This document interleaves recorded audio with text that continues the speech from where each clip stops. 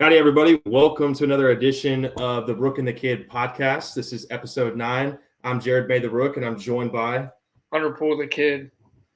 What's going on? We got some exciting stuff to talk about today. We got 2 returning guests that will be coming into the podcast later on, and a surprise guest later down the road. And we got some fun topics for you guys, particularly around the NFL Combine. We're going to talk in depth about some potential Cowboys targets throughout the draft. We're going to present a 3-round mock draft powered by PFF, in which we are in no way sponsored by, for the Cowboys. We're going to talk a little bit about the MLB pitch clock, some NFL head coaching comments, and some entertainment segments. We're also going to end with a Star Wars Mandalorian Season 3 analysis of the first episode. And a new track ranking segment with our surprise guest.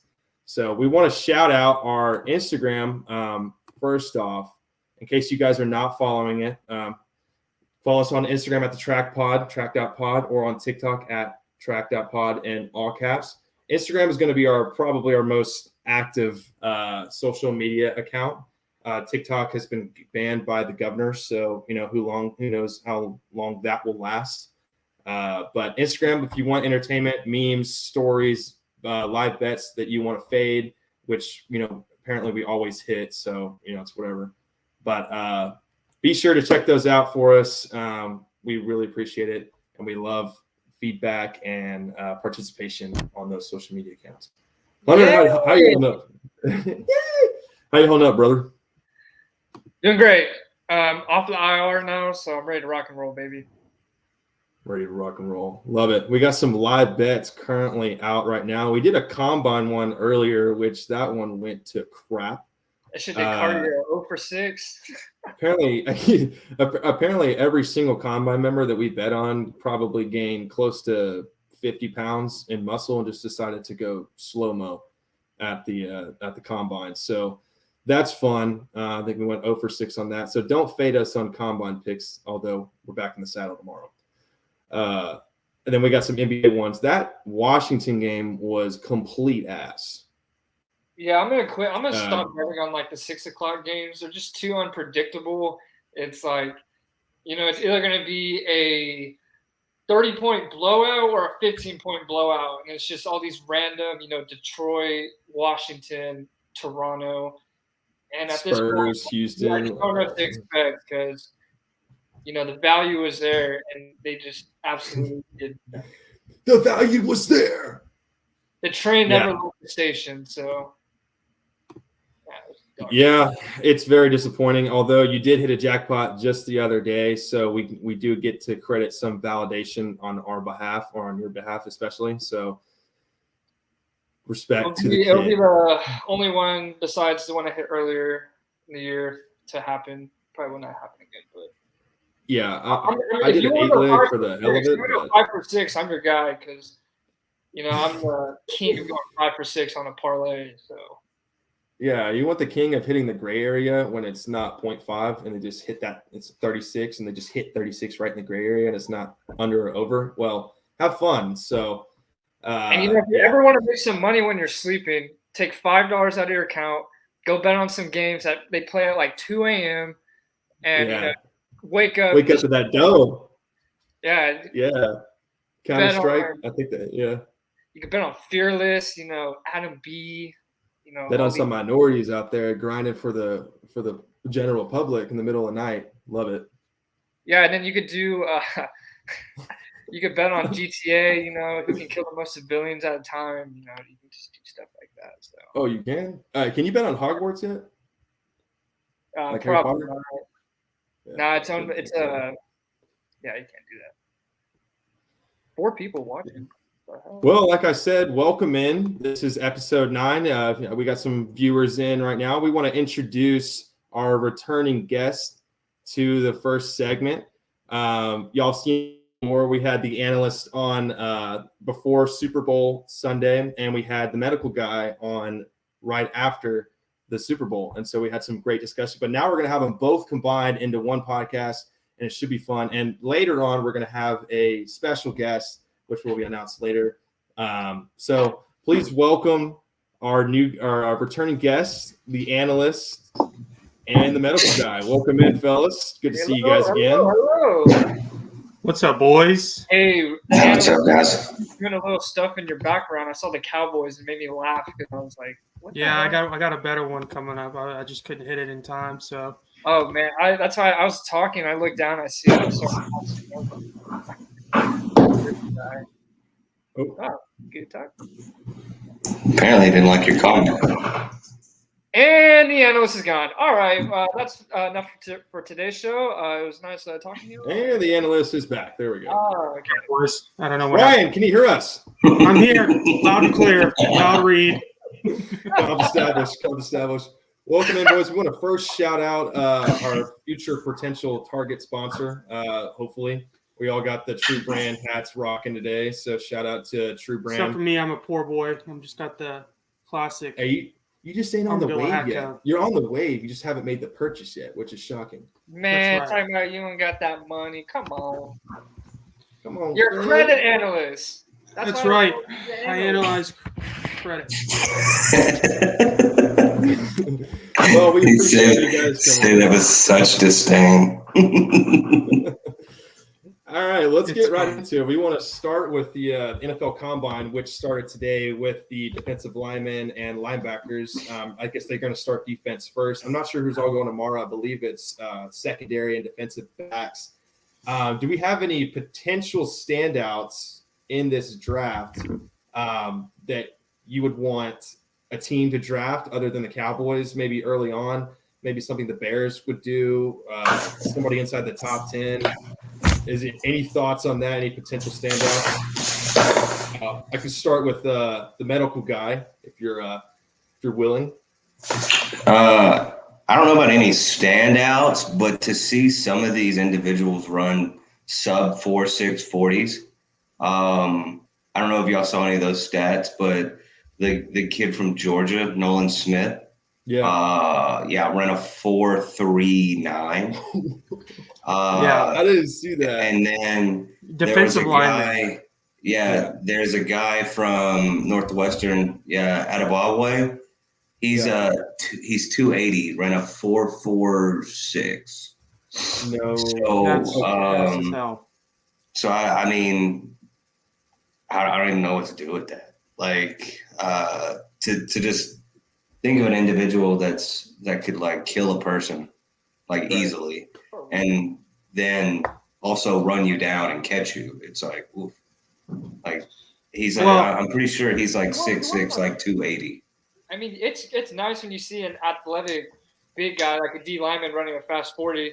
But if you really think about it, do you really need your lineman to run anything faster than, they don't need to be fast unless they're, bull rushing. It kind of translates to explosiveness. I mean, if you can generate being 280 and running a 4.4, I can imagine you could push somebody out of the way pretty quickly.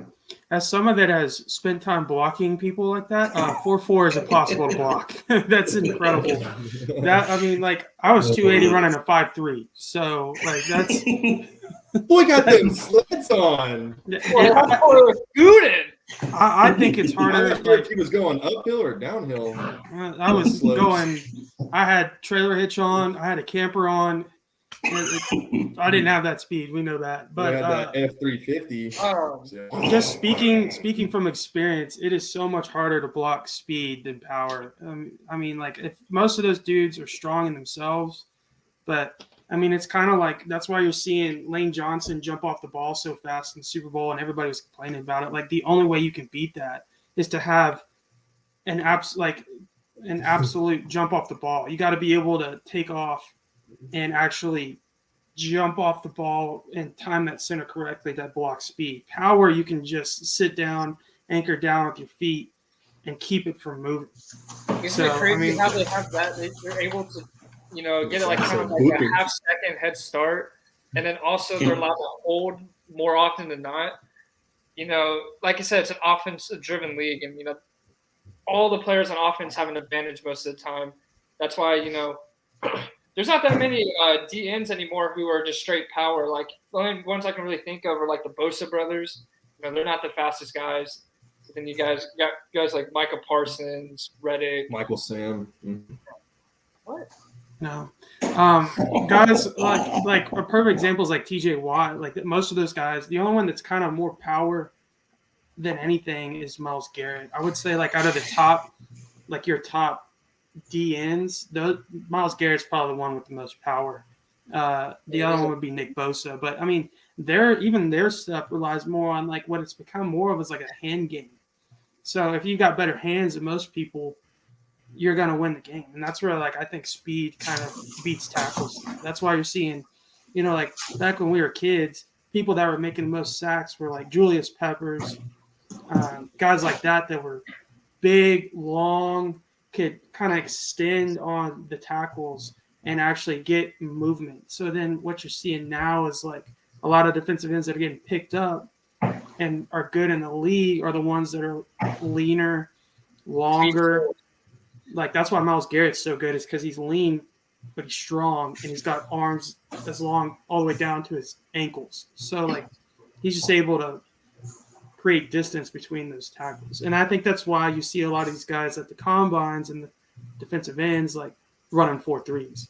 That's insane. That a guy is 280 pounds and is running a 4.3. Yeah, a lot of those guys, I think it's a great point that you made, is they go after length. You're seeing a lot of defensive ends and edge players that are extremely long with arm span, with speed, with height. And we see that with people like the Bosa brothers and like you mentioned, Myles Garrett, which he might be leaning more towards power. Von Miller's got long arms. He's been successful for such a long time. And I think there's a target with those edge players. And I'll shout out the kid here. He always talks about how valuable edge players are to a defense. And we actually saw it in the Super Bowl and how a pass rush like the Eagles' pass rush, where they almost set the record in sacks. I think they almost beat the Chicago Bears. They might have beat it. I can't remember. And it can make a secondary. So the edge position is extremely valuable. And I think a lot of people are starting to notice that. And I think a lot of the players are starting to notice that as well, which is why you just see freaks play that position these days. Yeah, I mean, like, to build off that, I think what wins games on defense now is, like, edge guys. Oh, yeah. And then if you have a good edge, you can kind of be covered up with, like, a weaker linebacking core because those offensive linemen have to focus on, offensive linemen in general are just moving people to a point. You want, like, yeah, I might miss you on a block and let you in the backfield, but if we're running behind me, I can let you run this way. What's harder is when you have dudes that are able to run up and turn around, and you have to move those feet. And, you got people like, I don't know, Connor Williams, or that's a horrible example, but like Zach Martin, who's a fat dude, quote unquote, one of the best, but like it's harder to block people like Parsons or Bosa. They're able to stop on a dime. And, if you're half setting or run blocking and trying to turn those guys, it's a lot harder than it looks. So I'd much like that's what my personal preference. I'd much rather block a fat dude than try and block a guy with speed. Yeah, you'd much rather block a Moto rather than a Marty. Yes. Interesting. Weird example, but sure. So nice. Well, let's get into our mock drafts. We got a 3-round mock draft for the Cowboys, which we all got to participate in. These are so much hold fun. on. One more quick note. Hurry up. For the linebackers, this is like to speak on speed. This is also how much the game has changed. When we were kids, Brian Urlacher and Ray Lewis and I guess Luke Keegan was kind of the change. Patrick Willis. Like, those dudes were 240, 250. So think about linebackers now. They're weighing in about 220. And here's the top five 40-yard dashes from linebackers. The linebacker, Owen, I guess you say Popo, he's from Auburn, ran a 4.39. The second guy ran a 4.43. The third guy ran a 4.47. And then 3 guys tied for fourth with a 4.49. So I guess they're raising cheetahs. Well, the thing is, like, they, the game's developing. Everybody's a lot faster. He's inside the ball. Linebackers are coming in with all these speed, but they still have to be the smartest guy on the defense. You know, what that changes to is like what we saw as kids, to get technical about it, is we saw 4-3 defenses, big defensive linemen, big defensive ends, 3 big linebackers, and then you saw like a lot of teams playing cover 2, cover 3. What you see now is like 4-2-5s, where it's fast defensive ends, fast linebackers, a walk down safety that's weighing in about 215. Like a good example is Donovan Wilson. And that really changed when the Seattle Seahawks did it, Legion of Boom. Because then you had Cam Chancellor rolling down. You had KJ Wright and Bobby Wagner. You had those guys rolling down with Earl Thomas and Richard Sherman. So, like, the key to that defense was they were able to swarm the ball. And that's kind of what defenses are having to do, because, like, to Hunter's point, is that's what changed with the offensive side, is the guys that are fast are ruling the game. So it's an offensive game. The only way you can keep up is to have more fast guys on the field. So that's why the Eagles had a pretty good defense, and that's why the Niners were so good, is because they filled their whole our defense with guys that could move, guys that were fast, and that's just how you compete now. That's why you're seeing linebackers run 4.39s, 4.4s. Like a lot of good linebackers now running at high 4.5. Like because they have to cover too. It's a passing league. They have to cover. Yeah. So like when you get into that 4.25, those linebackers have to cover a running back or have to cover a tight end, and then the tight ends are not looking like Jason Witten anymore. They're Travis Kelce's or George Kittle's, where it's like tight ends aren't running. You know, perfect example, Jason Witten. Tight ends aren't running 10-yard curls anymore. They're running option routes where they're running post digs, crossers, slants, crossers. Like they're faster. So it's like you have to combat that with a linebacker that can actually cover, because you can't take a linebacker off the field. Could LeBron play tight end in today's NFL? We're not worried about that right now. He's hurt. He's 38 years old. He broke the score. We're talking ball. Can Charles Barkley play golf? No. We're talking ball. We're not talking basketball. We're talking ball. Ball. Ball. So, anyway. All right. Any final comments before we move on to the mock draft portion? No comment. No comment. Let's get right into it then. Cowboys mock draft. On first, I was going to I know Ryan just got finished talking a bunch, but I was going to let Ryan start it off with his his 3-round mock draft. That wasn't a knock on you. That's just the English that came out of my mouth. So feel free if you want. You can share your screen, or if not, it doesn't matter. I know it might be a little technical, but you can kind of walk us through it. How the hell do you do that? It's on a present. Can y'all see that? No. Oh, here it is. Got you. All right, so here's mine. I'll start off with what I did first. Everybody knows I've spoke on this before. Zeke's legs are done, and I'm on the train of either get rid of him or cut him. So when I was on the podcast last time, I talked a lot about the offense, and a lot has changed since then. So for Dallas, my pro to them is they have a lot of things that they can fix and fix quickly, but they have to make the right moves. And you have to pick and choose. So clearly, we all have seen Zeke. We've all seen Tony Pollard. I'm on the train of don't pay running backs to get into Super Bowls. I've shared from many a times the way that you win a Super Bowl is you pay your offensive line, you pay your quarterback, and you get weapons around it for cheap, but you keep the ones that are good. So in the Cowboys situation, that would be CeeDee Lamb. You might get Tony Pollard on a cheaper deal, but running backs are the most replaceable position in the NFL. If you have a good offensive line, you can make a lot with whatever running back you have. You just want to protect, according to the quarterback market, a $40 million quarterback that can deal and dime, and you want to surround him with guys that can create separation.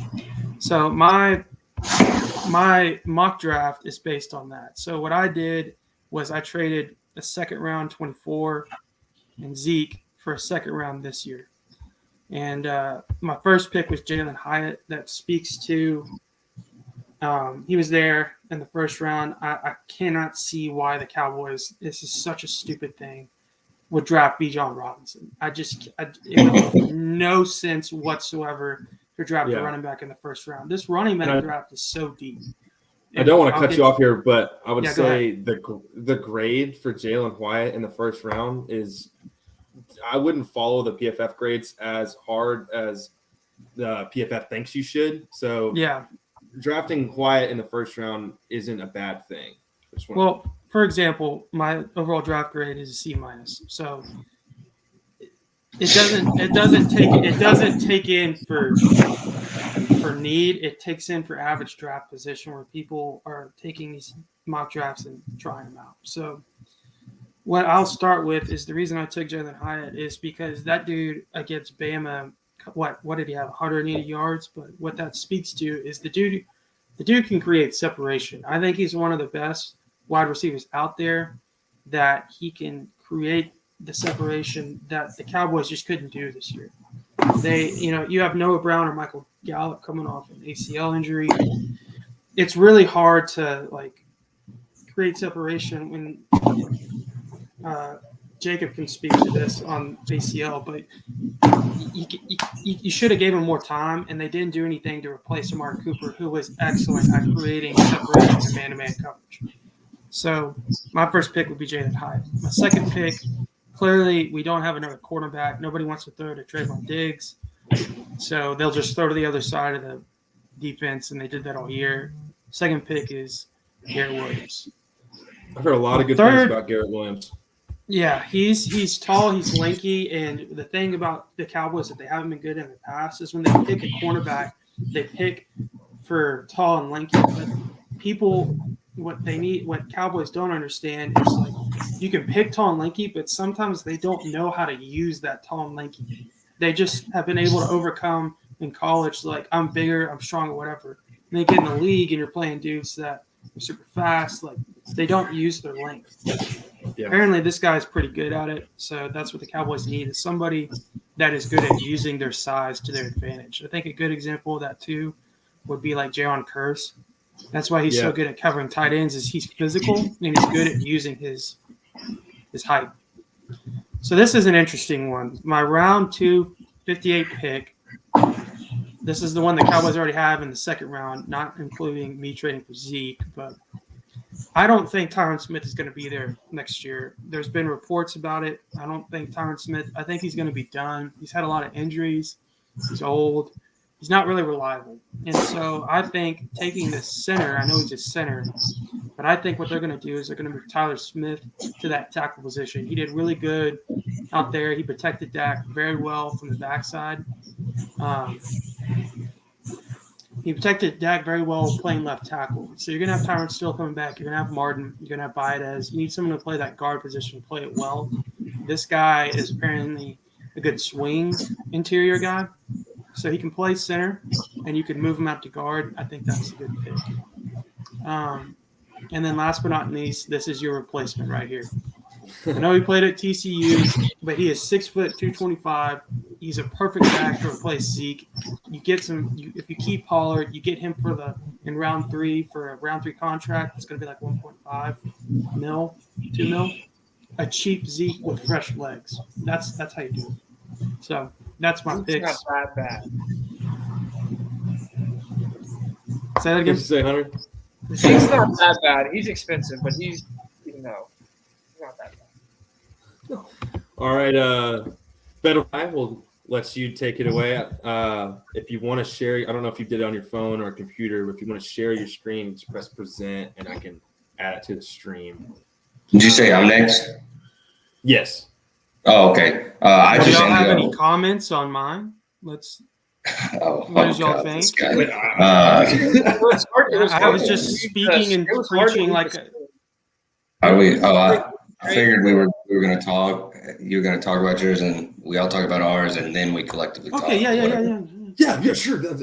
Hey, no, it's your podcast, Ryan. Let's go. No.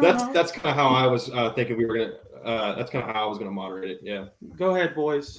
So, go ahead, Jacob. I don't know if you did it on your phone or laptop, but if you know how to share the screen, you could do it. I'll see it. I just wrote it down. It was just easier for me, because I'm old. Perfect. But I did multiple mock drafts and literally kept coming up with the same order, same two different orders. And mine is very similar, like Ryan's. I just don't see how the Cowboys don't get some other type of wideout for their first round pick, and so I went with Zay Flowers. He was there. That's badass. Love it. Yeah, and so just because he's not too small, but he's also not another big receiver that has to go win one-on-ones. He can be in the slot. He can be outside. He can kind of move around and kind of separate and take some of that attention off the CD. My second one, I went with the same pick Ryan did with the Garrett Williams from Syracuse. I agree with y'all, and it's been pretty known to a lot of Cowboys fans that when they draft, they go off size a lot. And I agree with y'all. Like, size is one thing, but the ability just to play and progress in the NFL is another. And the biggest comparison is Taco. I mean, the dude was a unit, right? And then got in the league and wasn't very good. And so I think with this Garrett Williams guy, they say he can fly. And so to have someone who's decent size and can run around, that helps not having maybe necessarily that go ball that beats us on our offside corner every time that we're always complaining about with Anthony Brown. Even though he wasn't terrible, it just seemed like they didn't throw to Diggs, and he was always getting one-on-one over there. And then this one was kind of a different pick because we saw how bad our run defense was. And so I went with his name's Moyo Ojomo from the University of Texas. He's a defensive tackle, and this was in the third round. So I think that's a high enough round to pick a defensive tackle that's good, but you're not just wasting a third round pick. He's good size, and he's a very good run stopper. The biggest thing with him is that he wasn't necessarily like a pass rusher or getting to the quarterback, but he was stonewalling guys at the very front of the line at the point of contact. And I think it's one thing until we traded for the Jonathan Hankins, we didn't really have. And so, I mean, we were just, if we're going to play, possibly play Jalen Hurts and Miles Sanders and whoever, and then Saquon Barkley, 4 to 6 times a year. I mean, we're gonna have to figure out how to stop the run and not get gashed. So those were my 3 picks. So a receiver, a cornerback, and then a defensive tackle. I did like the offensive line. It's just in my picks when I got to them, it's just they weren't very high. Very high grades by the time you were getting to like the 6th or 7th ranked guard, tackle, or center. And so I was like, I would rather not waste it and, go I noticed that as well. Defense. Yeah. Good picks. I like it. And once I do mine, I'll actually, you'll probably like my 3rd round pick. Okay. The kid, you're up next. All right. So I click present. Got for us. Put my go to present and share screen, and then it'll bring up a tab, and then you can click the tab that your PFF is on.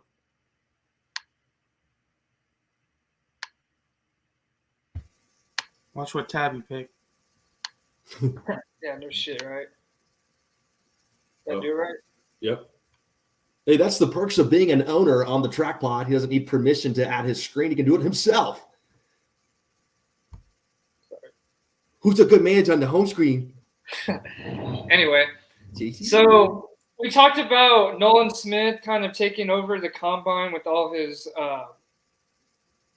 40-yard dash, his vertical, his shuttle, and all that.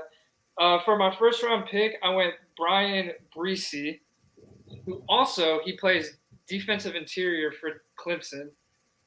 So last year he wasn't healthy, but just looking at his height and weight, he's 6'5.5", 298. It runs a 4.86. That is a big monster who can clog up the middle. And like Jacob was mentioning, going against these running backs, big thing with the Cowboys is for the last, Rob Malinari, Nolan Smith, and even with Dan Quinn, the run defense is just never it. There's always that gap in the middle of the defense.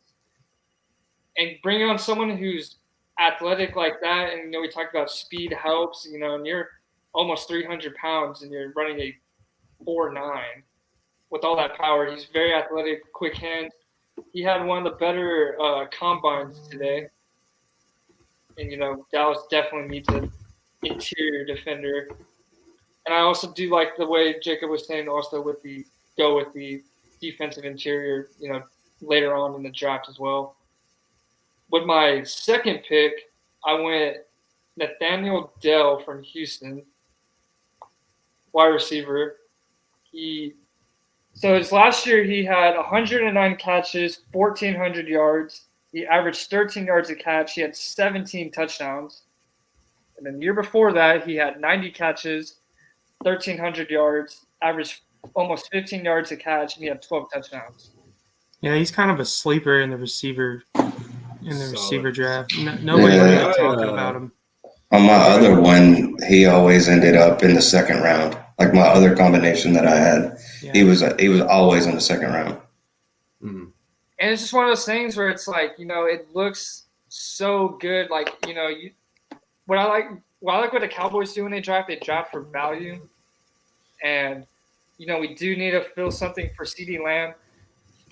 What I think is, just with taking a wide receiver in the second round or third round, that determines like this guy is going to be here for a number 2. And it's good if we get him for, he could be possibly a number 1. But CeeDee Lamb should be a Dallas Cowboy for the next 7-8 years. Hopefully all things work out contract-wise. And I think he enjoys being in Dallas.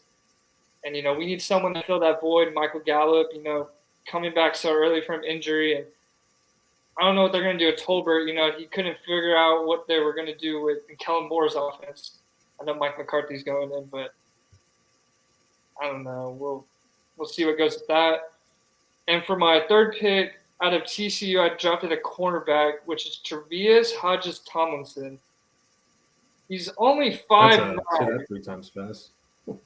Yeah, me, I suck ass at names, but we're probably going to lose Jordan Lewis.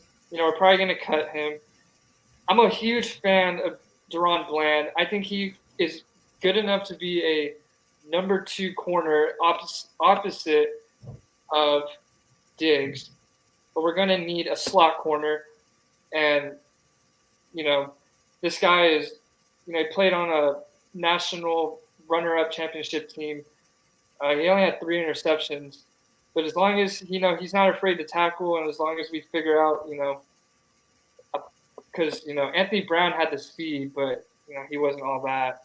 Deron Bland picked it up, and I believe Tre'Vius Hodges-Tomlinson is a good quarterback in the third round for value, and hopefully figure out a slot position. Fun fact, he's actually, I don't know, he's related to LaDainian Tomlinson. I don't know if it's his son or if it's his nephew, but yeah. Oh, shit. Right. TCU. That's probably why he played at TCU. Oh, yeah, true. Solid picks all the way across the board. Before I go, just be aware for the viewers, there is a massive storm coming through all of our areas. So if we somehow cut off, we sincerely apologize. Just be aware of that. We're not sure what will happen, so just bear with us. We don't have Elon Musk technology over here. So, but yeah, solid picks all the way around. Let's see. It's my turn. Un momento. All right, here we go. All right, so here's the direction I went in. Like a lot of y'all, I had Nathaniel Dell in the second round, and I did him, and he was there for both rounds that I did him. However, I've seen a lot of analysis on this Deonte Banks guy, and he fell to me in the first round, and the receivers were all taken before the 26th pick. Wyatt was there, but I didn't know if I definitely don't dislike him being picked in the first round, but I also thought to myself, okay, I know there's going to be wide receiver value in the second, like Dell, like Butte from LSU, Big Butte. But Deontay Banks, what I like about him is he's 6'2". He's got a lot of length to him. He runs a 4.5 40. He played a fantastic senior year. He's in the 86th or 92th percentile in height, 91st percentile in weight. He's got a great wingspan, and at his senior year allowed an impressive QB rating of 71.4. So I know Dan Quinn really likes to draft those lengthy guys. Like I can't remember who it was that drafted. I think it was Ryan or Jacob that drafted a cornerback in the second round. Oh, it was Williams from Syracuse. Tall, lengthy guy. Dan Quinn likes those guys. And I think that we'd be lucky. I don't think Banks is going to make it to us, but in this draft he was. If we were lucky enough for him to land that far back, I would definitely recommend we take a guy like him, get that opposite corner slot out of the way, which is another reason why I liked him. He did not play in the slot very much. He's one of those outside cornerback guys, which is the exact piece we're missing. I think it would be very a great duo to have Trayvon Diggs and Banks on the outside with Bland in the slot, which is where he thrived. And then obviously in the second round, I took Nathaniel Dell. Butte was picked like 2 or 3 picks before me, which is kind of who I was aiming for because he has a little bit bigger size.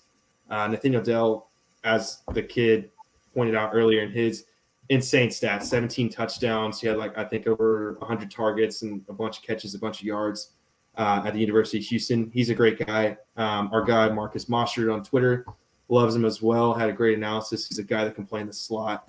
I think he would benefit our offense really well. And then our third guy, the University of Texas defensive interior guy, was there for me. And it took me like 5 minutes to decide which one to draft between the two. And what I settled on was that Jacqueline Roy was he weighed more. He was tall. I don't know if he was tall, but I know he weighed a lot more. I think the Texas guy was around 280. This guy's like at 313. And so as Jacob pointed out, we needed, when we got Hankins, we had a space heater. And I think it'd be very impressive for the Cowboys to draft a guy like this who's very efficient as a space heater, and he played in the SEC, which I'm always going to have an SEC bias when I'm drafting players, especially defensive players. So yeah, I had Jacqueline Roy from LSU in the third round, and I think the third round is not too far of a reach to go for a defensive interior. Although, if we passed on one and went rounds 4 and 5 drafting, because I know we have a lot of picks in the later rounds, and found somebody, I'd be totally okay with it. However, for the value that was there, again, like Jacob talked about earlier, the offensive lineman, I looked for an interior guy and an outside guy. The value wasn't there at that time. It was, you kind of had to wait to get your value. So yeah, that's kind of my rundown on my mock draft. But I definitely want to shout out the Garrett Williams draft picks from you guys, and y'all can go in depth as well. I really liked that guy. He was one of the first prospects I heard about when they started talking Cowboys draft. He's tall, he's lengthy, he's aggressive, very, very aggressive. It kind of reminded me of how aggressive like Jalen Ramsey is when he's playing at cornerback. So if y'all have any thoughts on Williams or your drafts, hit it away. Let's see. Yeah. Here comes the word. Yeah, I know, I can hear it. So what do y'all think? Would y'all prefer a defensive guy in the first round if the value is there, or do you think, a wide receiver, if somebody like Zay Flowers comes in, where would y'all lean more towards? Who wants to go first? I'll start it. I mentioned it a couple of podcasts ago.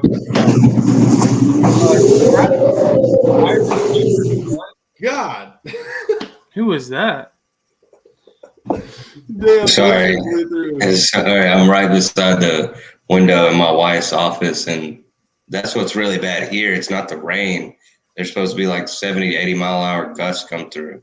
So that's where I'm scared about the power, but I'm like by the window. So Yeah, we're about to get hit with some rain. Yeah, Hopefully we don't cut off like we were saying. But what I was thinking is I'm not a big fan about drafting a wide receiver in the first round if we already have a one. Because when you draft wide receivers in the first, you plan on them to be the guy, maybe not right away, but the guy moving forward. That's why there's guys like CeeDee Lamb and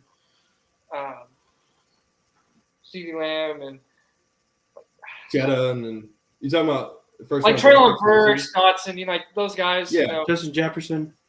Yeah, you draft those guys, and you can always get wide receivers in the second and third round who are very good, especially if you need them to be a number 2. The Eagles went a different route, even though they drafted Devontae Smith and also the Dolphins. There's 2 great wide receivers on the market, A.J. Brown and Tyreek Hill. Those are moves like even when you draft a wide receiver, you have to go get those guys. And what do you think? She don't want to know what I think. Yeah. Wait until let me comment on my future wife's. Yeah, you take care of that. The old ball trade. If they draft him, I might throw up. Well, it's all. If they draft him, though, they'll draft him. I mean, they did talk about drafting a quarterback late in the rounds, and I think they should. But I don't really know how good Max Duggan's going to be. Well, Ryan, Stephen Jones loves him. It's because he's from Dallas. That's why they love the hometown kid. Anyway,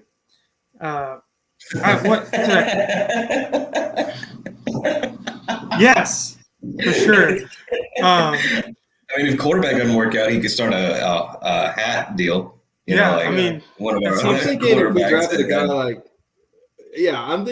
a guy like Max Duggan, we can enter him in kind of like a Tim Tebow Jaguars role, where we see him where he plays the practice squad and then gets cut. Yeah, just like PR stunt. Say, oh, you believe in God? You went to a Christian school? Well, here's an opportunity to buy. Play tight end. Play tight end. How do you feel about putting on 40? Yeah. How do you feel about putting on 50 pounds and losing 0.7 seconds under 40? Max Duggan might not be the answer, but they definitely need to go find a quarterback in those later rounds. They definitely need to draft someone, get someone going. Honestly, I'm really intrigued if they're going to sign Cooper Rush or not. I don't even know. No, they won't.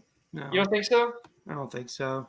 They might because it's Dallas where they we like our guys mentality. They'll probably keep him around because he did win 5 games. But I think going back to what Hunter was saying earlier, I do agree on the receiver route. I picked a receiver in the first round because I'm tired of watching Dak throw to receivers that are covered all the time. So, but I do think that picking a cornerback in the first round is a good idea.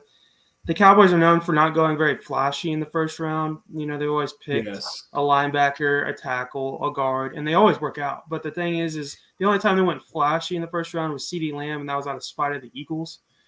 And he ended up being a great pick. I mean, we all knew he was going to be. But going back to Hunter's point, really good idea to pick a cornerback in the first round. I like Darren Bland at cornerback, but I do think he's going to thrive in the slot. I don't think he can't, but I don't think he's going to be the best option playing exterior cornerback. On the outside, he's going to have to, if you think about it, if we're playing the Eagles twice a year, he's going to have to defend Devontae Smith. I like him better in the slot. I think Garrett Williams would be a great pick. I think the guy from Maryland would be a great pick. And then you can always find value. Like I picked a running back in the third, but a defensive end in the third or defensive interior guy in the third is not a bad pick either.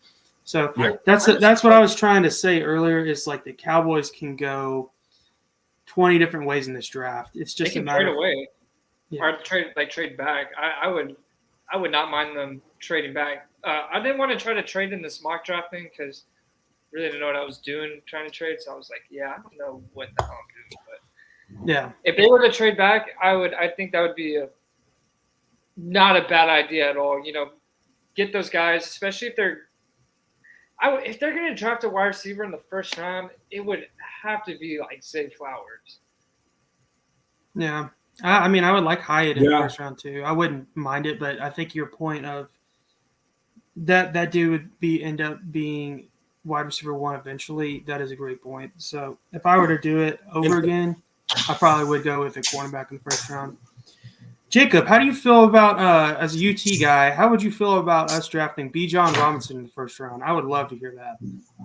Well, I wouldn't do it. I think it's a bad idea. I mean, we did it 6 years ago, and if we're gonna do something like that, then we're just gonna basically have a 4-year rental, and then get rid of them rather than pay them, a whatever $70 million extension. But yeah, just not feeling a Robinson pick, a running back pick in the first round. No. But like we've talked about, it is the Cowboys, and they love to just do the, I guess, expected but unexpected, as you would say, because we expect them to do something unexpected, like something stupid. But to go to y'all's point about the wide receiver thing, like I do agree with y'all about, like, maybe it is weird picking a wide receiver in the first round since he may not be a 1. But I mean, when I look at a first round pick, it's someone that needs to play that like we had to play the next day. We're playing the next day, and it's just Ryan and I on the podcast now. Let's talk it out. Hey, let's go. So here we go, everybody. Welcome to the TRAK podcast. It's the medical guy and the analyst. We lost him to the storm. It's MGTA, or however you wanna announce it. But to go on, like, I feel like if you're drafting somebody in the first round, they got to be able to play the next day if they had to and make an impact. And I feel like everybody could watch that offense and be like, yo, there is not a number 2 receiver here. Yeah. Like, and same with the cornerback position. Like y'all are talking about that. I agree with that. You could look there and be like, there is not a number 2 cornerback here either. Like, so I feel like either of those could be decent picks to definitely step in and like make an immediate difference, because that's what a first round draft pick has to be. It has to be someone who goes in and plays. Yeah. The one thing that I was always thinking about with, like, when you draft the defensive interior, like what I thought about too, when I didn't think about when I was drafting, is like the Cowboys get gashed usually in the second half. And I think that's because they're used to not have or they're not very good at, Cowboys always have stars. And this has been the thing for 3 or 4 years. Oh, they've always had stars. There he is. The Cowboys, Wi-Fi. anyway, to continue what I was saying, the Cowboys always had stars, but they've never been good at getting depth. So, like, that's a good idea to draft a defensive end or a defensive interior in the 3rd round, because you already have like Osa Dikizawa. They got that guy that they drafted. I don't know. Do they still have Quentin Bohanna? Or did they move on from him? I think he got hurt. Oh. Well, anyway, they never have a defensive interior that is depth related. I mean, that goes back to Sean Lee. So yeah, that's a good idea. I could see them maybe picking up somebody lower tier and free agents as well. Mm-hmm. But I think a defensive interior would not be a bad pick either. I wouldn't be upset with the Cowboys picking a receiver in the first round, but I do think that point has, like we've been making, it makes a lot of sense to maybe pick a cornerback somewhere where we know is more of a problem, because Dak can produce with what he's got, and you can pick a guy like y'all have mocked in the 2nd or 3rd round that can kind of fill the role. But it might be better to just think about defensive. Yeah, and that's where like my other combination of picks I don't know how this guy was falling into this pick, but it was the Kalijah Cansey guy from Pitt. Mm-hmm. And so he's a stud. They said he's supposed to be like Ed Oliver type grade, like someone who's going to come in and just just be a dog in the focal point right there at the contact point. And then that's when I went Tank Dell from UH. And then in the third round went Eli Ricks from Alabama. The only reason I went with the guy from Alabama is because when he plays, he's very good. But like, I think it was Hunter that had a guy that he picked that had like a couple of injury problems or whatever. But that was Bree's first pick. Yeah. But like when this guy plays, like he's good and he's aggressive and he knows how to use his size. So I do think it would be a good idea if you could find that cornerback or that defensive player that like, hey, we suit up tomorrow, you're playing, and we don't have to worry about getting gassed down the field every third play or whatever, having to make Trayvon Diggs play up and not be able to jump routes. Like I think that would definitely be something I would be okay with. Yeah. Solid points, gentlemen.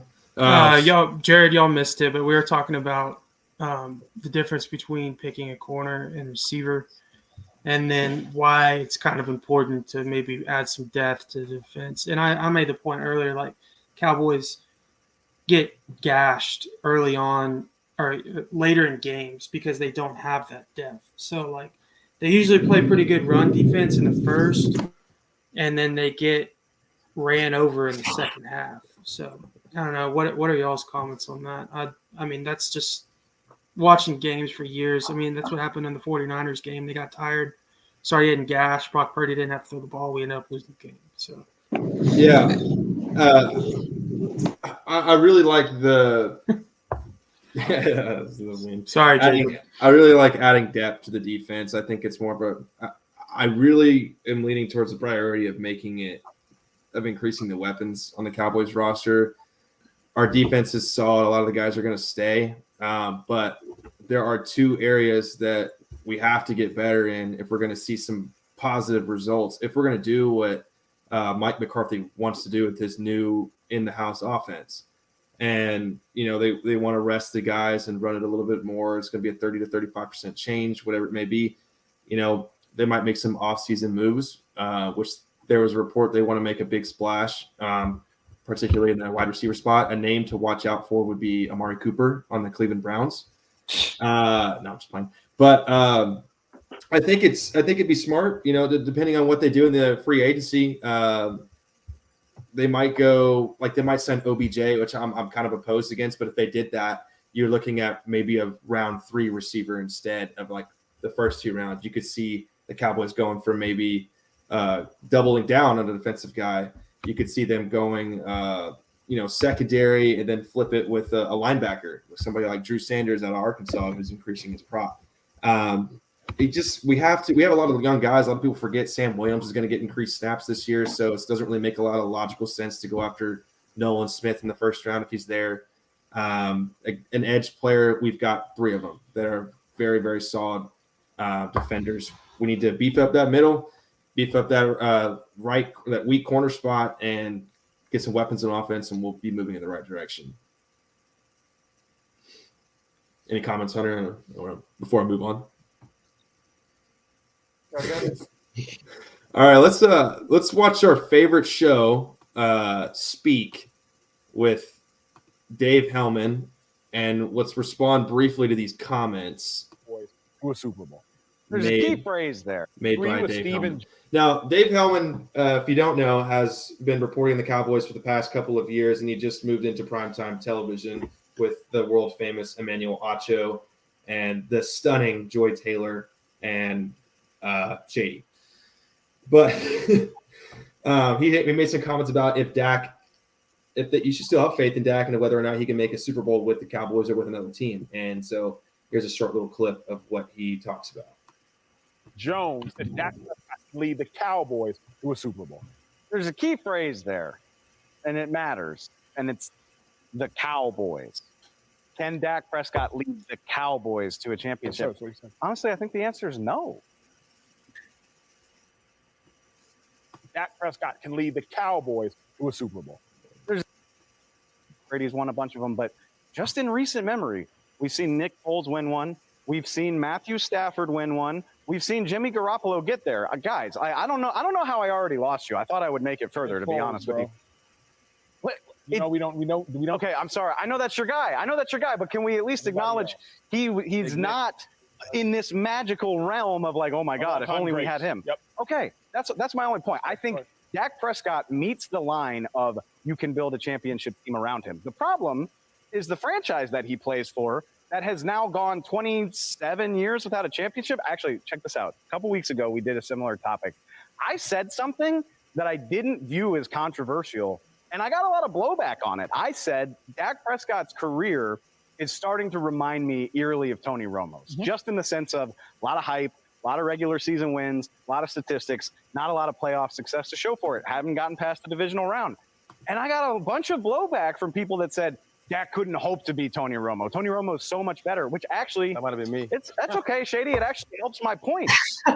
You think Tony Romo is a better quarterback than Dak Prescott? What do the Cowboys have to show for his career? A bunch of divisional round exits. These are organizational. He didn't have that team they got though. Is that so? Because he was on 13-3 teams. He was on 12-4 teams. He was on some very good teams that didn't get past the divisional round. I like that defense. And why, Shady? Please go look at the 2007. So annoying. Keep your mouth shut. It's fine. 09 and up. I was in the league 09, so I remember all them games. All them Football teams. happened before you were in the league. I'm just saying, 09 and up. He had a couple years. That's beside the point. My point is, I think there's organizational failings here, aka team building, that are holding the Cowboys back. I know you have something to say. I got a lot to say. I just want to throw this out there. Go ahead, I'll wait. The Cowboys' two biggest obstacles toward building a more complete roster: Dak Prescott's cap hit of $49 million, which is the Cowboys' fault because they waited 2 years to sign him, and Zeke Elliott's $17 million cap hit, which is fifth largest on their team, which is also the Cowboys' fault because they signed him ahead of Dak Prescott, gave him a $90 million contract that they very much regret right now. These are not Dak Prescott issues. These are Dallas Cowboy issues. Are you done, Dave? And it's stuff like done with that you. So are you done? that makes me worried Are you done? that Dak Prescott can get this organization over the hump. All right. Well, that's hard to get through with everybody interrupting him 24/7, but I thought it was a pretty good rundown. I'd like to hear you guys' thoughts on that. Yeah, I can start with our two guests, whichever one of y'all wants to go first. But any initial thoughts from or reactions from that video from our guy, Dave Hillman? I'll let Jacob go first on that. So sorry guys, I'm gonna have to fight the wind and possibly thunder. So I noticed a sea change. Yeah, I tried to move my ear away from the window. But anyway, I digress. Dude, that's just tough to hear. It just looks ignorant by what they respond to. But I mean, I agree. I mean, I think a lot of Cowboys nations agree. Like, it's just not ran very well sometimes, and if not a lot of the time.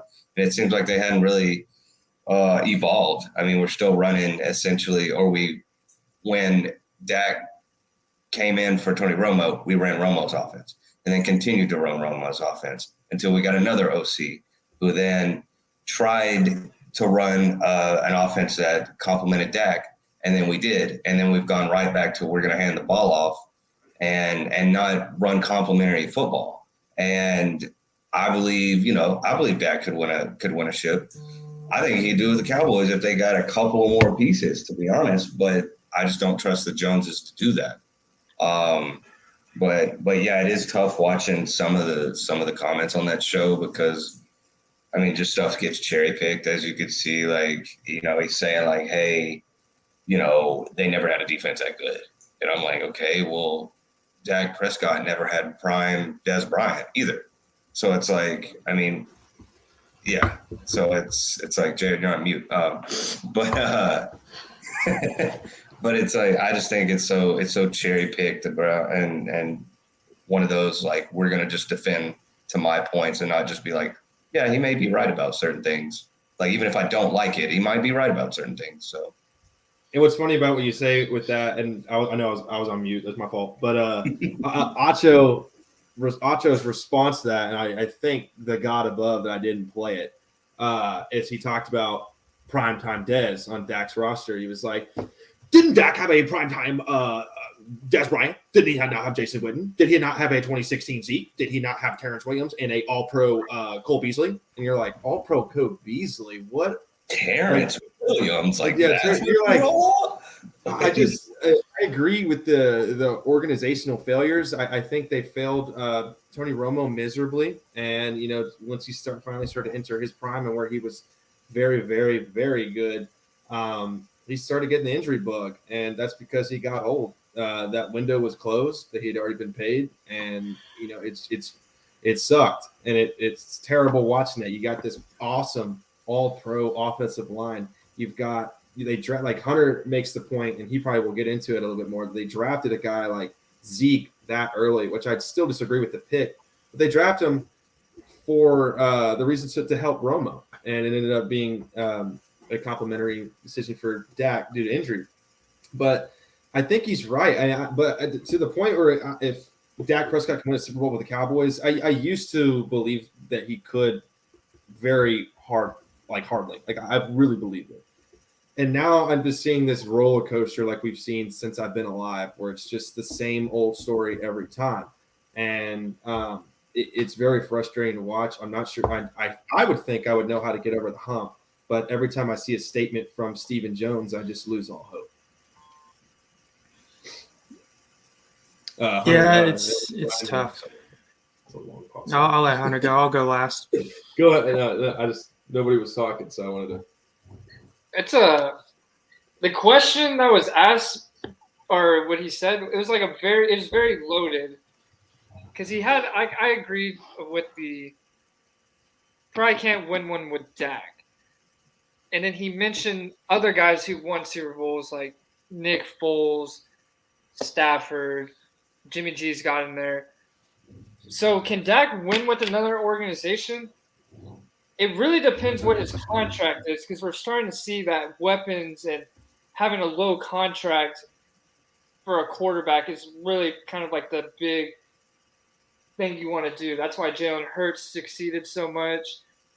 And there's only a few guys in the league who are, you can pay all the money for them and it's going to work. You got the Mahomes, the, Brady, all those guys like that, but it's just it depends really what you're paying Dak. I think if Dak was getting paid, further on, maybe in a couple years, say like things don't work out with the Cowboys, doesn't get an extension, he doesn't get another big contract. He gets, let's say, 20, 25 mil. You can build a lot with that, which would be super cheap for someone like Dak's caliber. But for dog, so say those numbers again. 20 what? 20 to 25 mil. So you're telling me that Dak's gonna go get paid bottom 5 quarterback in the league right now? If Dak struggles in Dallas again, how much would he get paid for a new contract? Bro, there are 31 other teams out there that would drop $40 million on Dak Prescott. Yeah. 31 other teams would drop $41 million. I don't know about that one. No, they would. Agree. You're gonna sit here and tell me the Jets wouldn't pay him $40 million? You're gonna sit here and tell me the Packers, if they got rid of Aaron Rodgers, wouldn't go get Dak for $40 million? They're gonna work with Jordan Love. They drafted him. Sure, but you think the Panthers? Not even. The Texans. all their fans hate him, but you don't think tomorrow, if he was on the market, we wouldn't see on Twitter some Texans fan page putting Dak? Can you imagine him in this offense? That's what they did when the. Well, how many teams right now that can draft that need a quarterback would take Dak Prescott? I would much rather take quarterback. I would say single one of them except the Chiefs. Yeah. It is so hard to find a quarterback in the NFL. 49ers. The 49ers would take Dak, most likely. That's yes. They have every single weapon around him for him to be successful, and a primary defense and an outstanding offensive coordinator. All they're missing is a above average, good, can be great quarterback like Dak Prescott. Dak would shred on the 49ers. Shred. Oh my God. That scheme is most built quarterbacks. for The thing success. is, it's the cap hit. Yeah. The cap hit from a running back getting paid $17 million, from a tight end who can't move getting paid $11 million, from a wide receiver that can't move getting paid $11 million. Like that, the cat, like 40 million is $12.5 not a lot for a million. quarterback, right? Yeah, sorry. 40 million is not going to be a lot for a quarterback. He's the 10th highest paid quarterback in the league right now, right? He's going to have a $49 million cap hit. You know what would be easy? Hey, Dak, we'll give you a $200 million extension, backload it like they do everybody else. And then that way his cap's not 49 million. But they put them in this spot because back when he was balling out, the discussion was, hey, is Dak worth 20 to 28, right?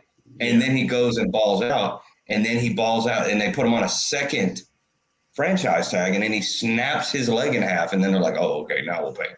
Yeah. Like, it's he's also like, starting to get that injury bug, and I never wish injury upon anybody. And if he gets another, kind of not super serious injury, but, he's missing time with, like, his ankle and then his thumb, he had his calf, his shoulder, teams are going to want to pay someone like that who's, over the last few years is starting to get an injury bug.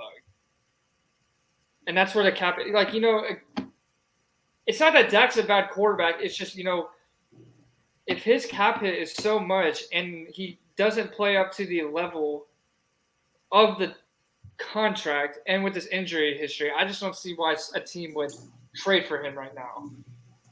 I don't think a team would trade for him. Go ahead, Ron.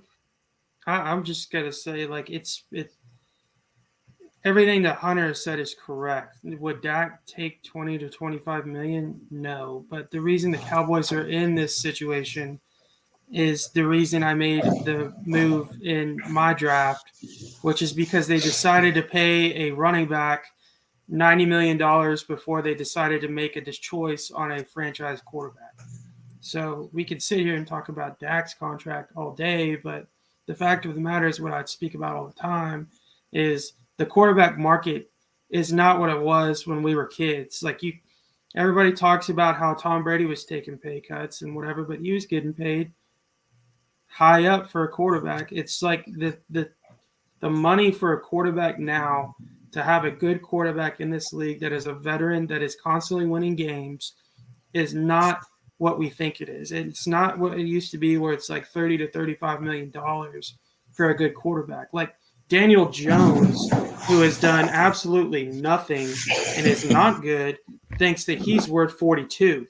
Which that's where I was going to go with it. Yeah, exactly. Like, that's what I'm saying is Joe Burrow, when he gets paid this offseason, I think, is going to demand $50 million because he's going to go sit down at the table with his GM and say, I'm playing Patrick Mahomes every year. I'm right here with Patrick Mahomes. He's making 50. I should make 50. And he's going to demand that and get it. That's the point with, like, if you're a good quarterback, it is so hard to find a good quarterback. You can go take one on a first-round draft pick, but you don't know if he's going to be good. You want somebody that's, like, been in the league for 6 or 7 years. I mean, say what you want to, but Dak plays on the most criticized team, the most watched team in the NFL, and he wins 12 games. The whole stigma around him used to be, 8-8. Can you remember the last time Dallas, when Dak was on the field constantly, won 8 games? They're winning 12 games. He's winning 10 to 12 games a year. The thing that gets them, and what everybody's argument is going to be, is they don't win playoff games. Well, that's because the team's not set up to win playoff games later in the season. But that's a whole nother conversation. Well, the best thing for Dak moving – I'm not saying with the Cowboys in general, but if he doesn't get an extension with the Cowboys, yeah, when I'm saying $25 million a year, like, that doesn't sound like a lot. What he probably should go for is a fully guaranteed contract. Mm-hmm. So someone said, I'll give you 3 years, $75 million, fully guaranteed. That's $25 a year, fully guaranteed. Because it's like, yeah, like, that's what I'm saying, like, the 20 to 25 million. Like, if it's fully guaranteed, that's how Kirk Cousins has made such a living, is those fully guaranteed contracts. Because they're not going to take a quarterback. Well, if he's going to get another $40 million for the next few years, a lot of it's not going to be guaranteed. There's just. I think he's one of those people, though, and I mean, just from his character, he would take that in a heartbeat because he's so set on proving himself. I mean, like, if he went in, like, I don't know, I'm trying to think of a good team. Like, if say he left Dallas And next year, all these teams that draft a quarterback get one. You're going to probably have teams that are uncertain about their quarterbacks, like the Falcons. They're probably not going to draft a quarterback. They might. But, like the Lions might want to move on from Jared Goff. You're going to have possibly, I don't know, the Seahawks want to move on from Geno because they want somebody to elevate their talent. Like, if that's on the market, he's going to be one of the top people to grab. Like the Steelers, if Kenny Pickett's not there, they're going to want somebody that is able to play the game to the level that Dak has. And, like, yes, Dak had an off year this year, but statistically, he's one of the top 10, top 7 quarterbacks every year. And, taking 25 million is a tough ask for a dude that's like, I just won 12 games. I just threw for 4,000 yards. I just won 12 games the year before that. Broke the touchdown record for the Cowboys. I win 12 games. We get to the playoffs. I played pretty well in the playoffs. The worst game he had was the 49ers game. Every other game that he's played in the playoffs, statistically a pretty good quarterback. So it's like somebody's going to look at his resume and they're going to be like, we can go draft a first-round guy that's, like Bryce Young. We don't know if he's going to be good, but you got a guy that's been in the league for 7 or 8 years. I'm constantly winning 12 games and leading one of the top offenses in scoring. I want somebody like that rather than taking a shot at a guy at a college like Drake May, played at North Carolina, or Sam Howell.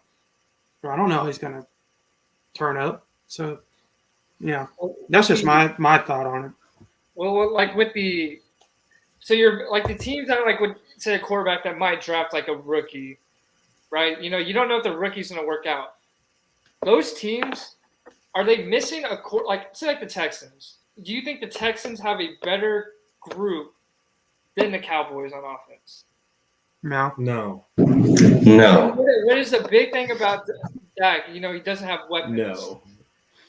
So if Dak was to go to Houston or a team like that, even like Carolina or Lions have some very good weapons. Denver. Well, hold on. If you're about to go in the direction of what he can do with those rosters, that's not the point of what we're trying to make. The point is that they would want a guy like him because of his resume and his status and his veteran status, rather than going, let's use our second round overall pick on Bryce Young, who is 5'10", 160 pounds soaking wet. Or Will Levis, who can't win a big game in the SEC. To go back it's a to risk. The roster thing is different. That's a different conversation. I don't know if that's where you were going with it, but okay. So I know Dak did win these games with the roster he has had, but you gotta remember if he goes to a different team that needs a quarterback, those rosters aren't going to be good.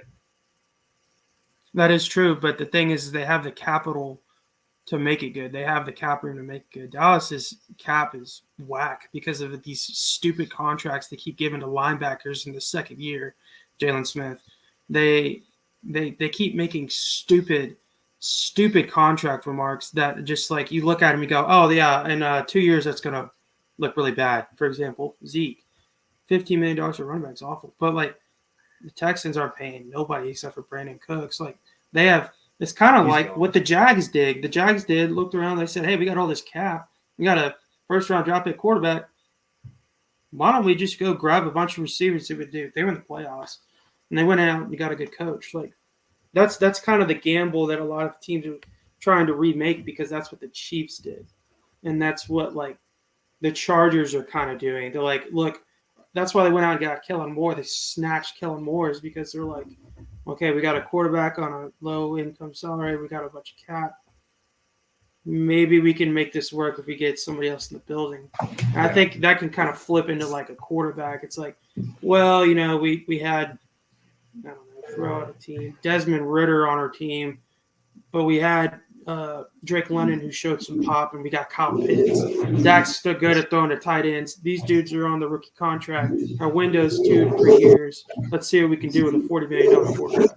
It could be a short-term deal, but that's if he left Dallas. The contract is very bad right now. It's a very bad contract. Yeah.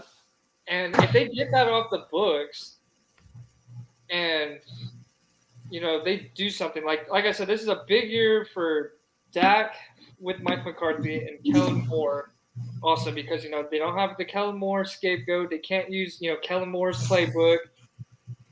From the looks of it, I looked like Kellen Moore was the one who wanted to, let's go fucking throw the ball. Let's fucking put some points on the board. And Mike McCarthy's like, no, let's not do that. Let's run the ball, no turnovers.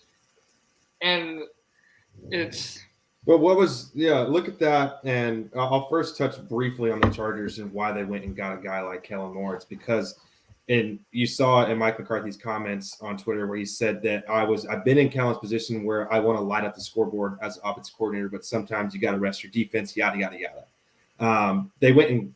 He went to the Chargers, who are on a team with who's that quarterback? A quarterback that lights up the scoreboard. And you match that with a coordinator that lights up the scoreboard, it's going to work. We're going to see them have a fantastic year offensively. What are they going to do in the playoffs and roster-wise? I don't know. But big things for the Chargers. That's that. For the Cowboys, and where I don't have a problem exactly what Mike McCarthy said is what was the primary problem this year with the Cowboys offense? And everyone talked about it every single week. Dak Prescott interceptions, which is not in his DNA. He has never had more than 13 interceptions in his career. It's not in his DNA to turn the ball over.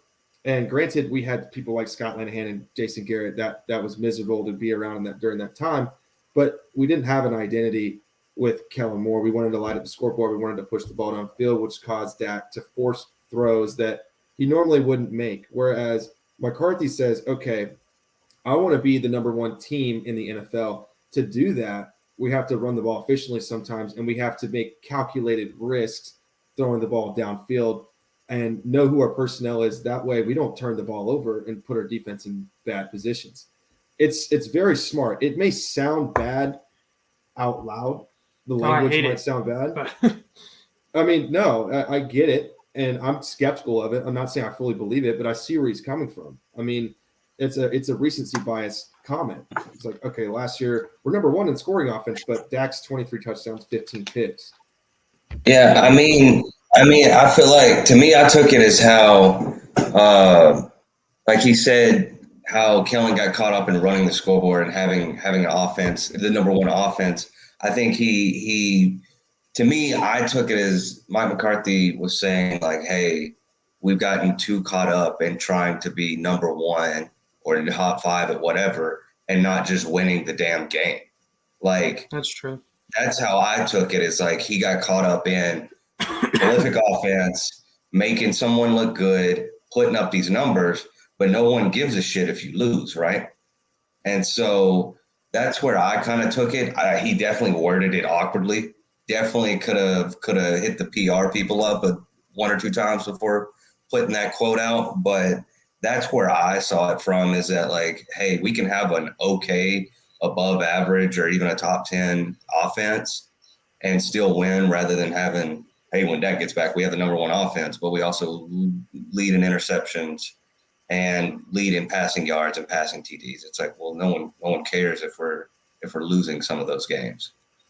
Do you think that Mike McCarthy enjoyed the way Kellen Moore called the offense when Cooper Rush was in, than rather when Dak was in playing quarterback this year? I think a lot of simple-minded people enjoyed it when he was in as a quarterback, because I mean, I think we all agreed that he played to Cooper Rush's strengths, right? Very high percentage throws. We're gonna establish what we're gonna do, and we're not gonna put Cooper Rush in a weird or high or low percentage throw situation, right? We're not going to try to get in 3rd and 7s. We're not going to try to get in 2nd and 12s, right? So we're gonna do whatever we can to move forward. That way, Cooper Rush is working in 3rd and 5s or 3rd and 2s or whatnot. That way, we're not having to ask Cooper Rush to be Superman. And so I think the offense was condensed more and made to his ability to play and do what Cooper Rush did well, and that was, mid to intermediate throws and, rolling out short throws, letting your guys make plays rather than having, Dak do a 5-step drop, having to throw a 12-yard comeback with someone hanging off of Michael Gallup or Noah Brown's back, or having to throw a 33-yard, go route to 40-year-old T.Y. Hilton that just got signed off of the street. And so that's where I think the real differences in the offense were, is that one played to one strengths and one asked someone to be Superman. Well, when Cooper Rush was playing and he was winning games, what was one thing a bunch of Dak believers were saying? If Dak Prescott was playing, we would have scored 40 plus, or we would have scored this much. And that was a big, the Dak people who like Dak, they wanted the Cowboys to score more points, even though they were winning these games, scoring 20 points, 25 or whatever, doing what Mike McCarthy basically said he wants to do. And the big thing was like, well, if Dak was in there, we would be winning by 3 touchdowns or 4 touchdowns, or because we'll score, instead of scoring 20, we'll score 35, 38, and then it kind of because we would have. But there's a big word in there that I think needs to be called out. You said they wanted Dak to do that. It wasn't that they wanted Dak to do that. Obviously, we want to score more points. It was more of he can and he will, which is what happened. We started scoring. We 40 routed Minnesota. We put 50 on Chicago. Our points per game went up, and we lit up the scoreboard. However, there were interceptions, and he did exactly what a lot of people knew he was going to do. However, to Jacob's point, they tried to make him look like Superman. And a great thing about Cooper Rush being in was those high percentage throws, the shortened calculated risk. They ran the football. They dominated time of possession. They rested their defense, which is why the defense was so freaking dominant when Cooper Rush was in. And then what happened when Dak got back? Points per game started going way up. And that, granted, we had injuries and stuff, and it took a while for them to get back in the rhythm of things. But yeah, a big piece of that is that we knew that Dak would push the ball downfield. We knew that he would get more points per game. We knew that we'd be winning against these teams by a lot more rather than just scoring 20 points. However, if that's how we're going to do it next year, then, if we're winning ball games, that's fine. I would say we do a better job than Cooper Rush would have done, but he did his job. And I love the way that they coach to his strengths. Well, Cooper Rush did play he had that beginning of the year schedule was tough. And Cooper Rush and the Cowboys figured it out. And yeah, Bengals and the Giants ended up being pretty good. They were on a hot streak when they had to play They sucked, bro. They were not good. Yeah, they're a tough team to beat with a guy like Cooper Rush, but we got through it. The Rams at the time we didn't know, and it turns out that they were poo-poo. But that fucking O-line was dog shit. But yeah, all great points. Hunter makes some really good points, and he has an alternative point of view, just like we do, and I think it's all validated. Because the great thing about all of us is I feel like we're all pretty realistic when it comes to Cowboys football. We're all pretty fair in judgment, and it's at the end of the day, especially when we got the Cowboys playoffs, we just wanted to see one thing happen, and it was Cowboys winning the game. We didn't care how it happened. We didn't care who performed well. We just wanted a Cowboys dub. So yeah, I think we can all probably agree on that, unless somebody wants to argue with me about that for 35 more minutes. But I don't. But I would like to point out that the only good team that Cooper Rush played was the Cincinnati Bengals. After that, he played the Giants, the Commanders, the Rams, and then he played the Eagles, and nobody expected him to win that game. So the Giants were not that great. The Commanders were straight ass, and the Rams were even worse. So I would just like to argue that comment, he really, yeah. The Giants were not that bad. No, the Giants are a team where, and it's because of Brian Daboll. If they got you in a 3 or 7 point game, then they've got you right where they want you. If you're going to the fourth quarter, you're up by 7 or up by 3 or anything under single digits or one possession game, they're a dirty team and they can easily pull that out because they'll come out of nowhere and take the ball from you, make you wait on your mistake, and then they're able to capitalize. But if, for example, in the playoff game, if they get down 14, you expect Daniel Jones to come back, or you expect them to play from behind. They can't play from behind. Well, that would be my bad. I mean to cut you off. No, that's all I had to say. I mean, that's the kind of team they were. If they're down by 14, the game's over. Well, I mean, that would be the same thing as like, okay, so it's like Dak played the Eagles when they had Gardner Minshew. They played the Giants, they both beat the Giants. We actually struggled against them. The Vikings were obviously fraudulent. They weren't as good as their record team. Bears were not a good team. Who else did we beat? But we hung 50 on them. That's kind of the point I was trying to make. Like, we did what we were supposed to do. Colts weren't that good. That was a defensive game for sure. And then, just stuff like that. And then Texans, I don't know how the hell the Texans are even in that game. It's a rivalry game, bro. They did the same thing with the Chiefs next week. Like, I don't know what the hell Lovie Smith was cooking up those 2 weeks. And it's like, yeah, I'm always about just a Cowboys dub. I don't give a shit how they do it. They can respect. To wrap that up, I would say, like, if Dak's numbers go down and they win 10, 12 games again under Mike McCarthy, I'm fine with that. Like, if they score 25 points, it's an offensive league, but we're not Patrick Mahomes. We're not Joe Burrow with this team that he's had. Like, if we're scoring 25, 30 points, we should have a good enough defense with Dan Quinn to cover that up. So the only times that, like, you got to get in a point race like we did with the Eagles that one game, they won 40-34 on Christmas. It's like that's where you expect, like, Kellen Moore to be like, all right, open that playbook up, start running some motions, let's get CeeDee Lamb down the field, get him in the middle. Like, those are the kind of games where it's like that's when an offensive coordinator is gonna elevate you. Like, that's what we never had to did in a game with Cooper Rush. Like, Cooper Rush never had to get in a shootout, and like that was my whole stupid argument that you would think that he could play those kind of games that Dak has, where it's like, oh, you're going to go out and score 40? I could score 40. Like, you can't do that. So, well, it was more of like the times the Cowboys did, but besides the Eagles game, when they had to score a lot of points, when they did score a lot of points, they were beating the shit out of the team anyway. Like, it was not close. But my favorite Cowboys moment of the year is when, like, Kellen Moore in the offense, they pulled out the playbook against the Eagles. The next week, they absolutely played like dog shit. They didn't even do anything with that playbook against the Commanders. Yeah, and that was a trash game. Yeah, that sucked. Everybody from That sucked.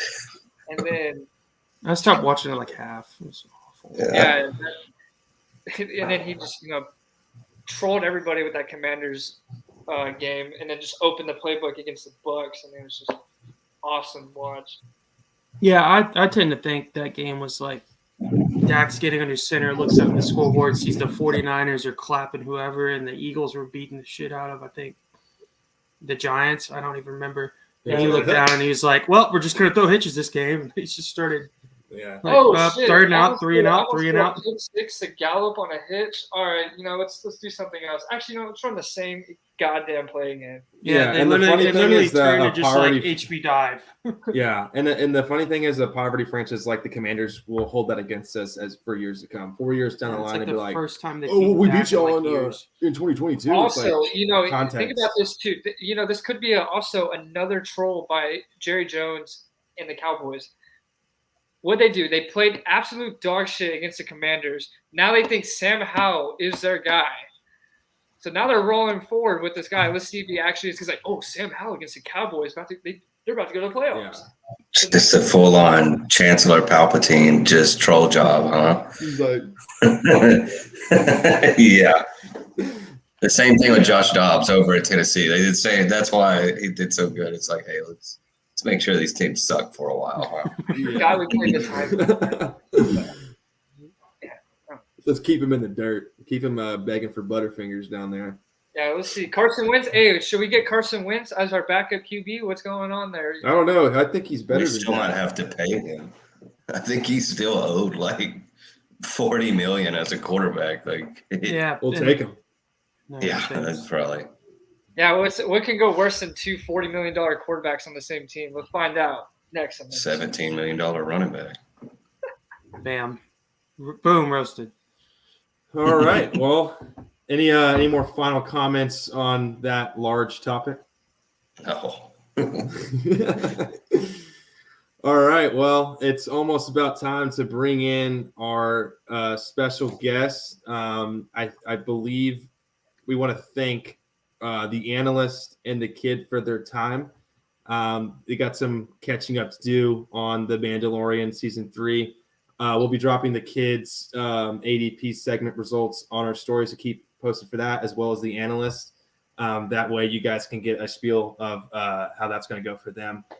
So it should be pretty entertaining. Just keep a check on our Instagram for an update on those. Well, Ryan, as always, thanks for coming on. We appreciate you. Feel free to comment if you're going to be around outside of the stream. And the kid, per usual, we run this shit. So appreciate it, brother. I got some catching up to do on the Mando, so Respect. So do I. Bro. And hey, congratulations to Ryan on closing down the house. He's officially a homeowner. So congratulate. Yeah. We don't even know how to comment. I'm just gonna be Baller rolling. alert. Yeah. We just smile and wave. That credit analyst. You're a real American now. You got a house. You own a house. You're American now. Yeah, I guess House so. 401k. Sooner or later, gonna be taking kids to t-ball practice. No, Yeah. Yes. we ain't doing that.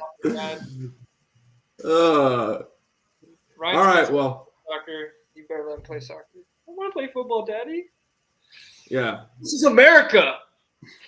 We don't play soccer. Or we bang heads. Yeah, we've been in it. Yeah. All right. Well, I appreciate you guys, y'all's participation. This was a fun podcast with you too. We got some Mandalorian and Star Wars segments coming up to close out. So stay tuned for that. So farewell, you guys. Thanks for coming on.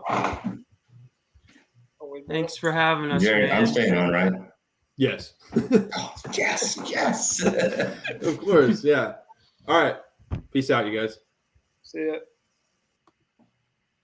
Later, guys. All right. We have a special guest and surprise guest coming up, and we got a special intro for you guys as well. We're going to be taken off the screen and let our guest appear, and it should be pretty entertaining. So check this guys out. Hope you guys like it, and we'll be back in just a moment.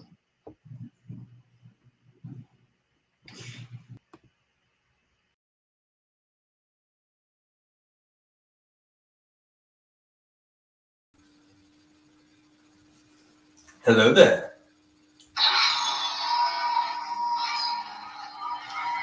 How's it going?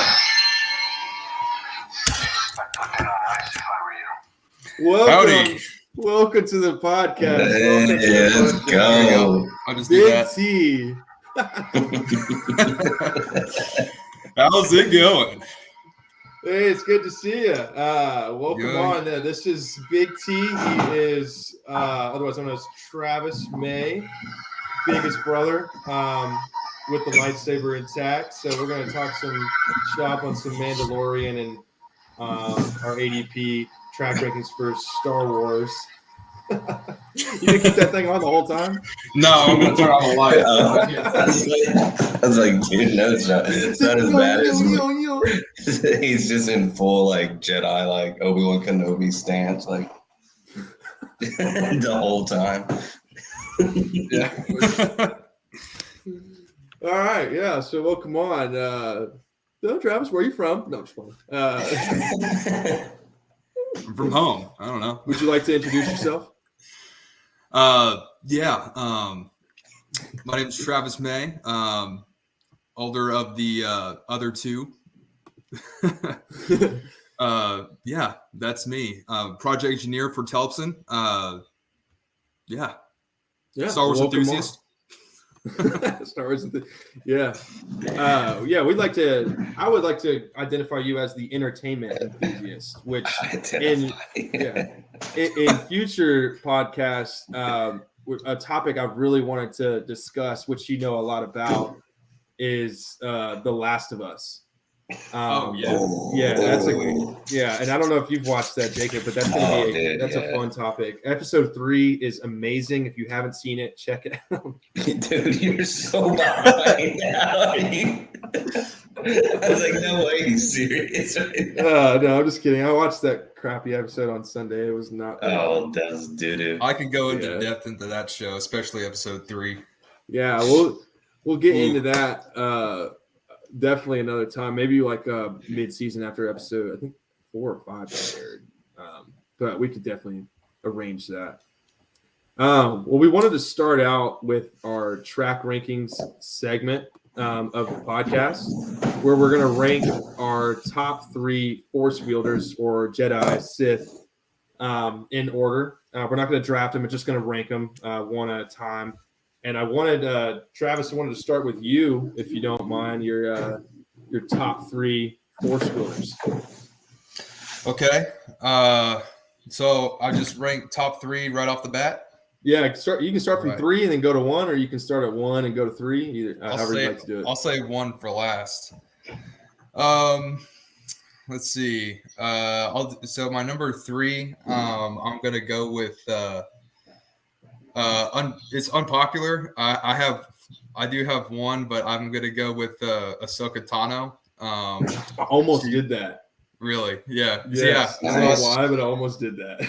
I just like her a lot. She's I'm more of I like the rogue Jedis for some reason. I like how they're not really. They kind of like left. She left in the Clone Wars series and then came back, and she was kind of in it again, but I just like her style, like how she wields the blades and stuff. So that's my number 3. I like her a lot, and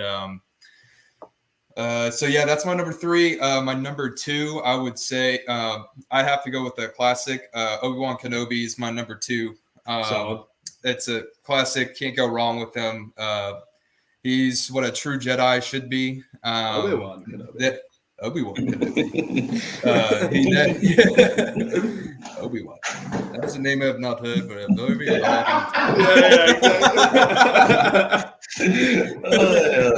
a name I have not heard. He is young. So Obi-Wan for sure, because he's never strayed away from what a Jedi should be. Always did the right thing when it came to being a Jedi. So yeah, that is my number 2. Solid pick. Yes. And your number 1? My number 1 is also another unpopular pick, but he has become my favorite over the past 2 years because of the Fallen Order game that came out a couple years ago. So this is Cal Kestis from the Fallen Order series. There we go. Is he really that powerful? He's not, but I just like his story. He's a dog. So yeah, he's a dog. Okay, that's all I need to know. That's all you got to say. Yeah. So basically, the story behind him was that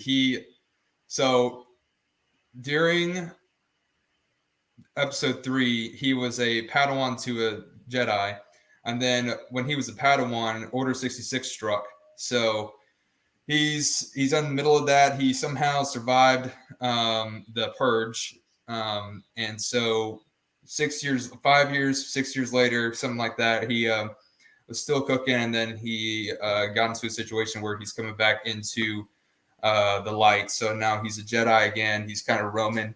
And there's that the new game coming out in the next couple of weeks. He'll be a little bit more developed 5 years into the future. Yeah. I'm gonna be mashing those buttons like crazy. Yeah, I'm pretty excited for that. So Cal Kestis is my number 1. Solid pick. So number 3, Ahsoka Tano. Number 2, Obi-Wan. And number 1, Cal Kestis. Yes, solid list from Big T. Medical guy. Let's go. So first off, what's up, Travis? Good seeing you. Glad to have the whole almost, I guess, 3/4 of the May clan on here. Oh, you'll see Young Gun on the court. Or import. Nightmare Blunt. But so mine's I got a couple that are similar to Travis's.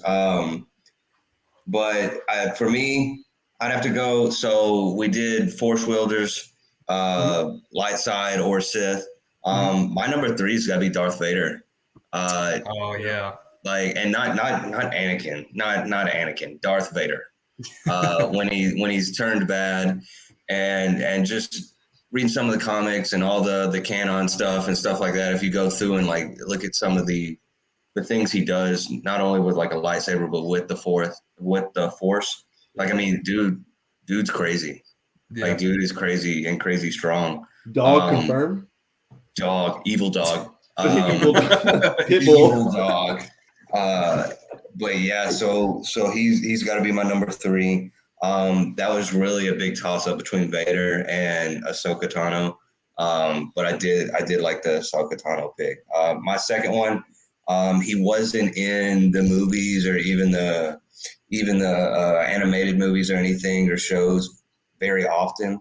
But it's Qui-Gon Jinn. He's my number 2, and he's kind of that first Jedi that everybody knows coming into the newer ones, I guess. He was kind of that first Jedi that kind of stepped into that, like, hey, maybe everything that the council's doing isn't necessarily correct.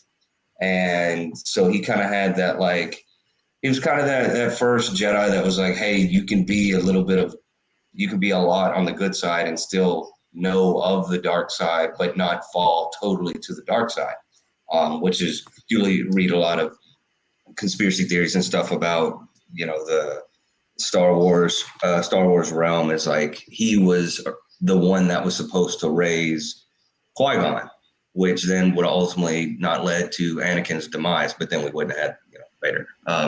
So I like him, and then I have to go my number 1 is Obi-Wan. Obi-Wan Kenobi, dog.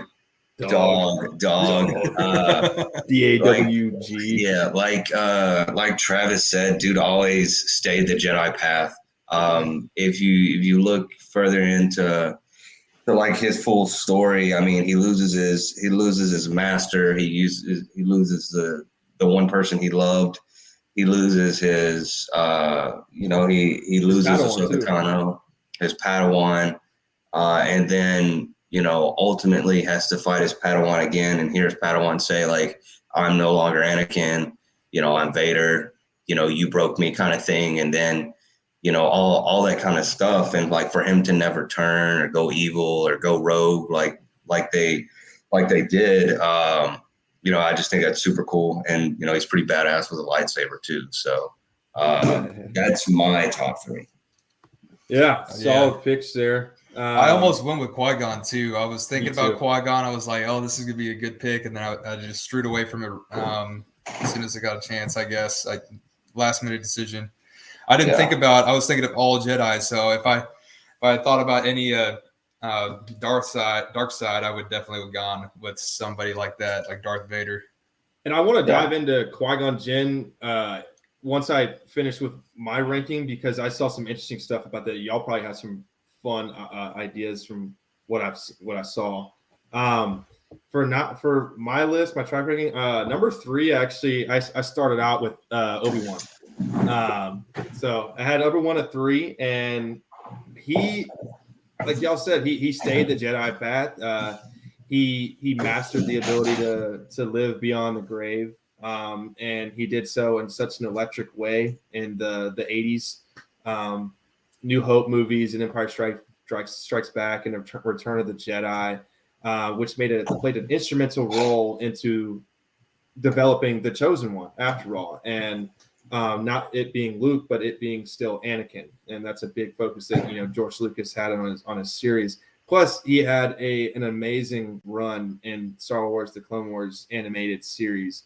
He had a lot of badass scenes, and the Obi-Wan series where he gets a second face-off with Darth Vader this time is nuts. When he finally starts getting his powers back and they just go through a full blown. That short scene right there was better than this. This might be a hot topic. I've never heard Jacob's take on this, but that little scene right there was better than all three of the brand new sequels combined.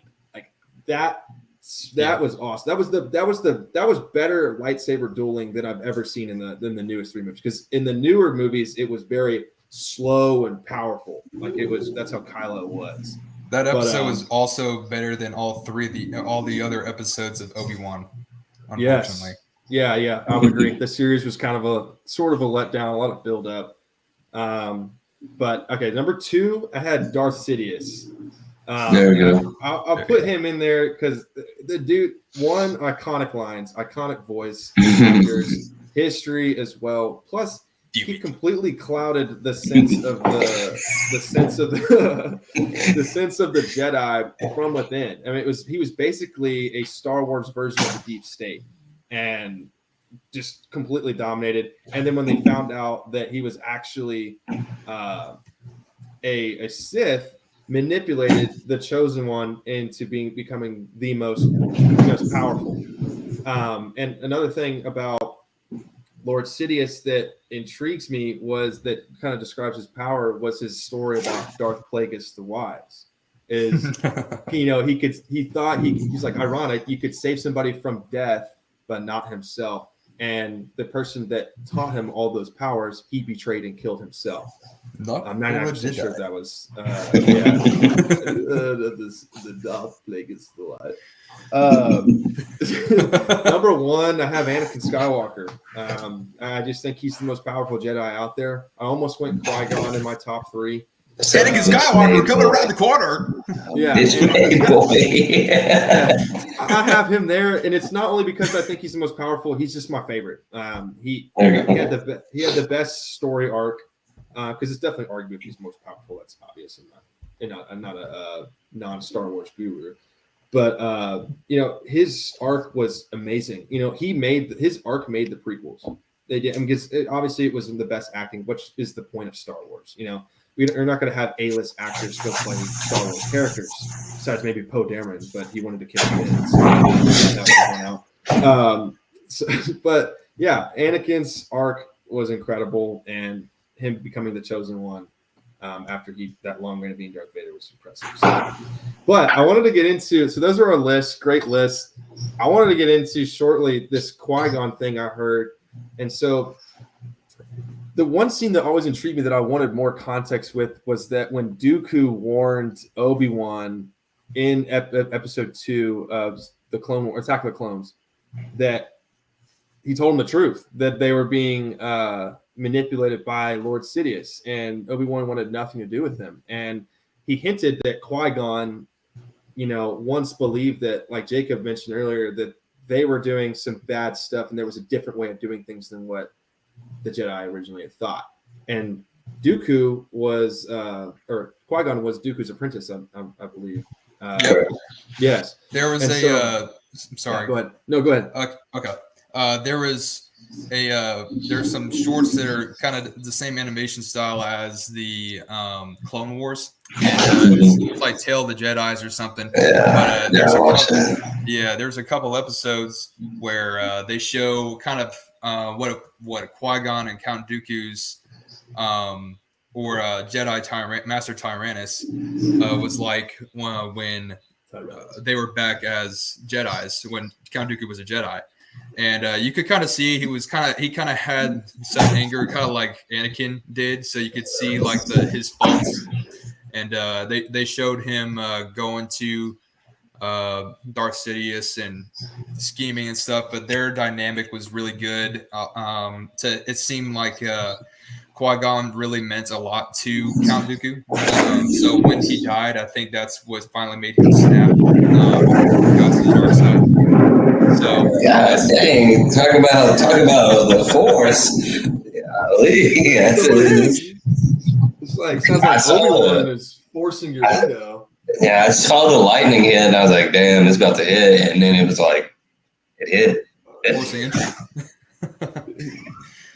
God dang. But what was the scene? Is that the scene you were talking about? The one in episode 2 where he has him like basically chained up or whatever? Yeah. When he's in Count Dooku's lair. Yeah, they're kind of talking about like the death of him, and he tried to get Obi-Wan to come and be his apprentice. Yeah. Yeah.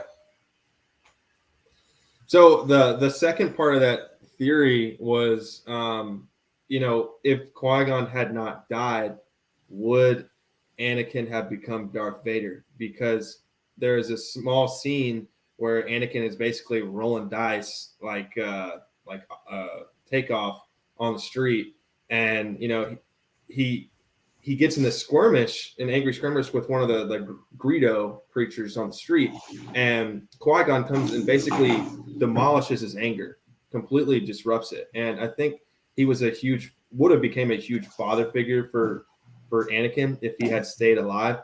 Although you had to have a young guy, almost like a coach with no experience sort of deal, take in the chosen one. And he did his best. I think he did a great job. Obviously, it ended in Anakin's failure. But y'all think that if Qui-Gon were to be alive and would have had Anakin as his Padawan, if the route would have been different? I absolutely think so. You're good, Travis.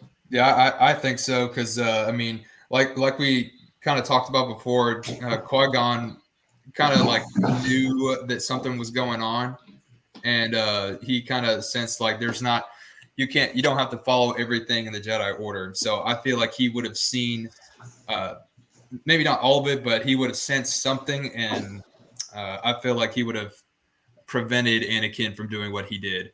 So if he was there when, especially when they went to confront Darth Sidious, I think Mace Windu would still be alive. Qui-Gon, hopefully, will still be alive. But I think that Anakin would not have turned, but he definitely would have been tempted, no doubt, because that's just he's got all that baggage with him. Oh yeah. So all that, yeah. Thoughts, the benefit guy? So I agree. I like your point about Qui-Gon being more of a father figure, and I think that could do a little bit with age, right? Because Qui-Gon was older than Obi-Wan, who would then be much older than Anakin. Where they showed, Obi-Wan said to Anakin, "You were like a brother to me," right? I was about to say so that. Yeah. You could see where that relationship might. I mean, y'all are brothers. Like it's different, right? And so the other thing is Qui-Gon, and like Travis was talking about in the Tales to the Jedi, in one of the episodes, it shows his master, who is now Count Dooku, use his anger to do bad, and Qui-Gon had to stop Count Dooku, right? And I think Qui-Gon seeing how not to use not necessarily how Obi-Wan said, control your feelings, right? Mm-hmm. Control your feelings, but he never really explained like how. And I think Qui-Gon saw his master or use his feelings to produce anger and then use it to do harm and do destruction. I think Qui-Gon saw it from an example firsthand to where you can have these feelings, but learn how to use them to good rather than to let them control you.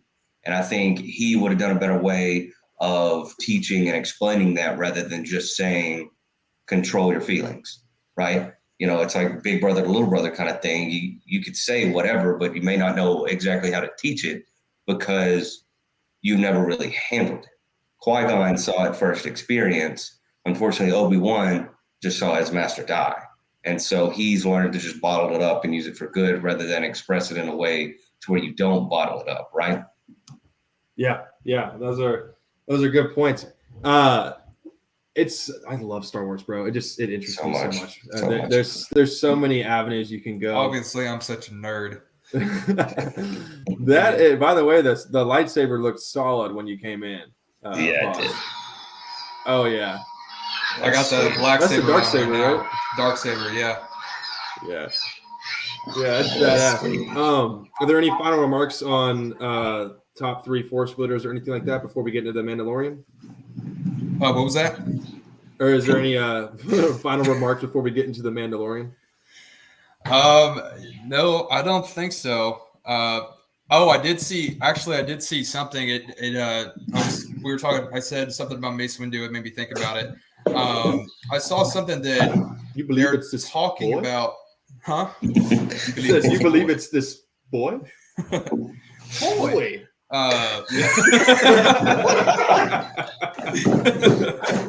Poor Gideon. Boy.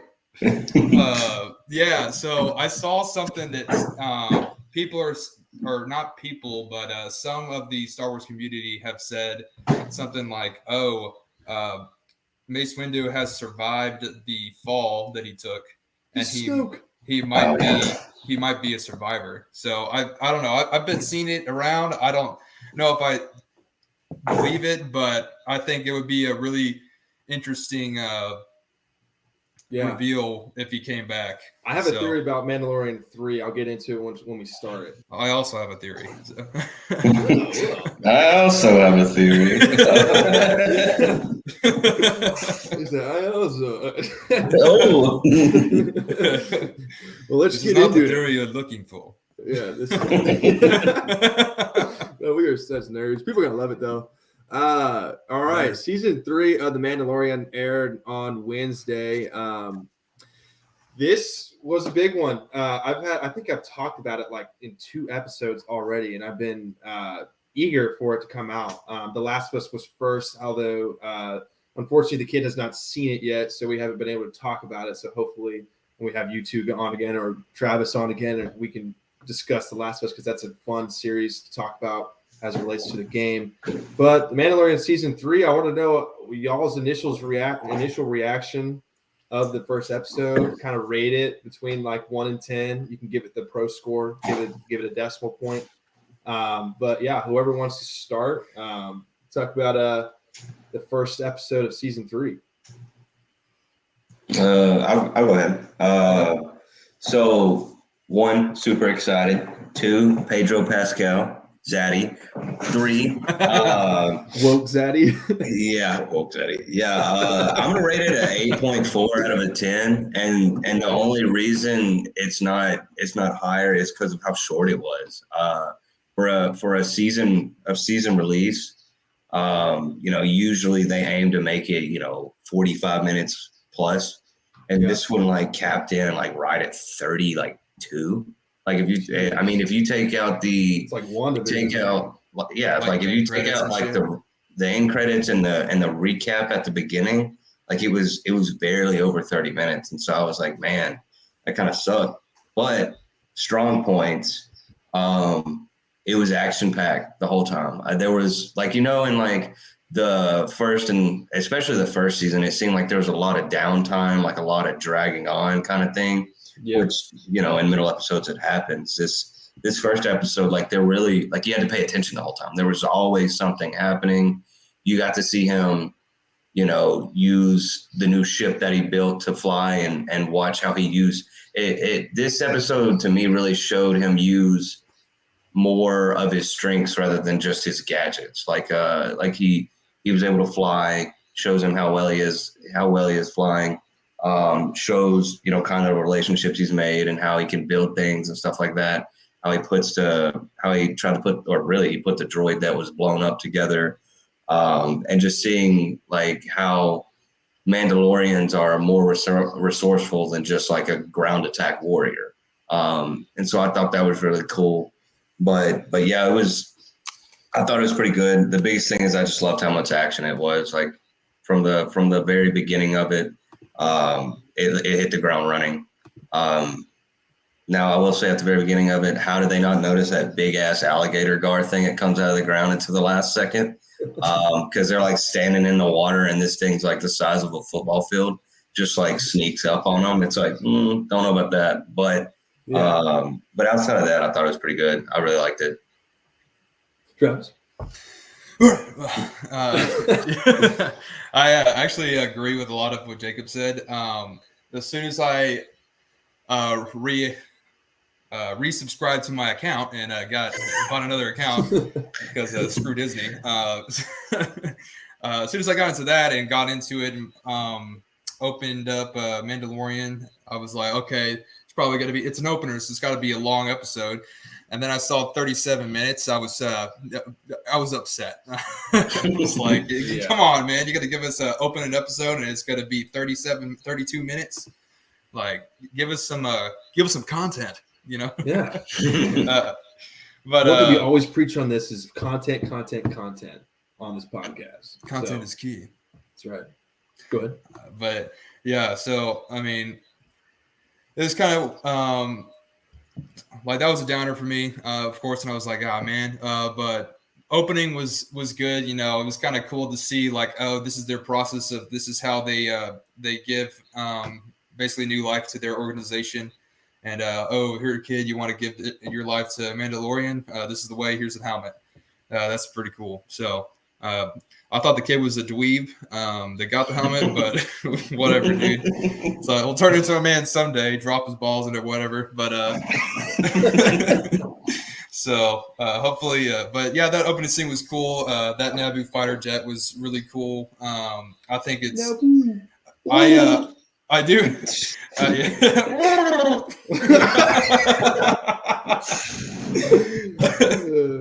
I do miss the.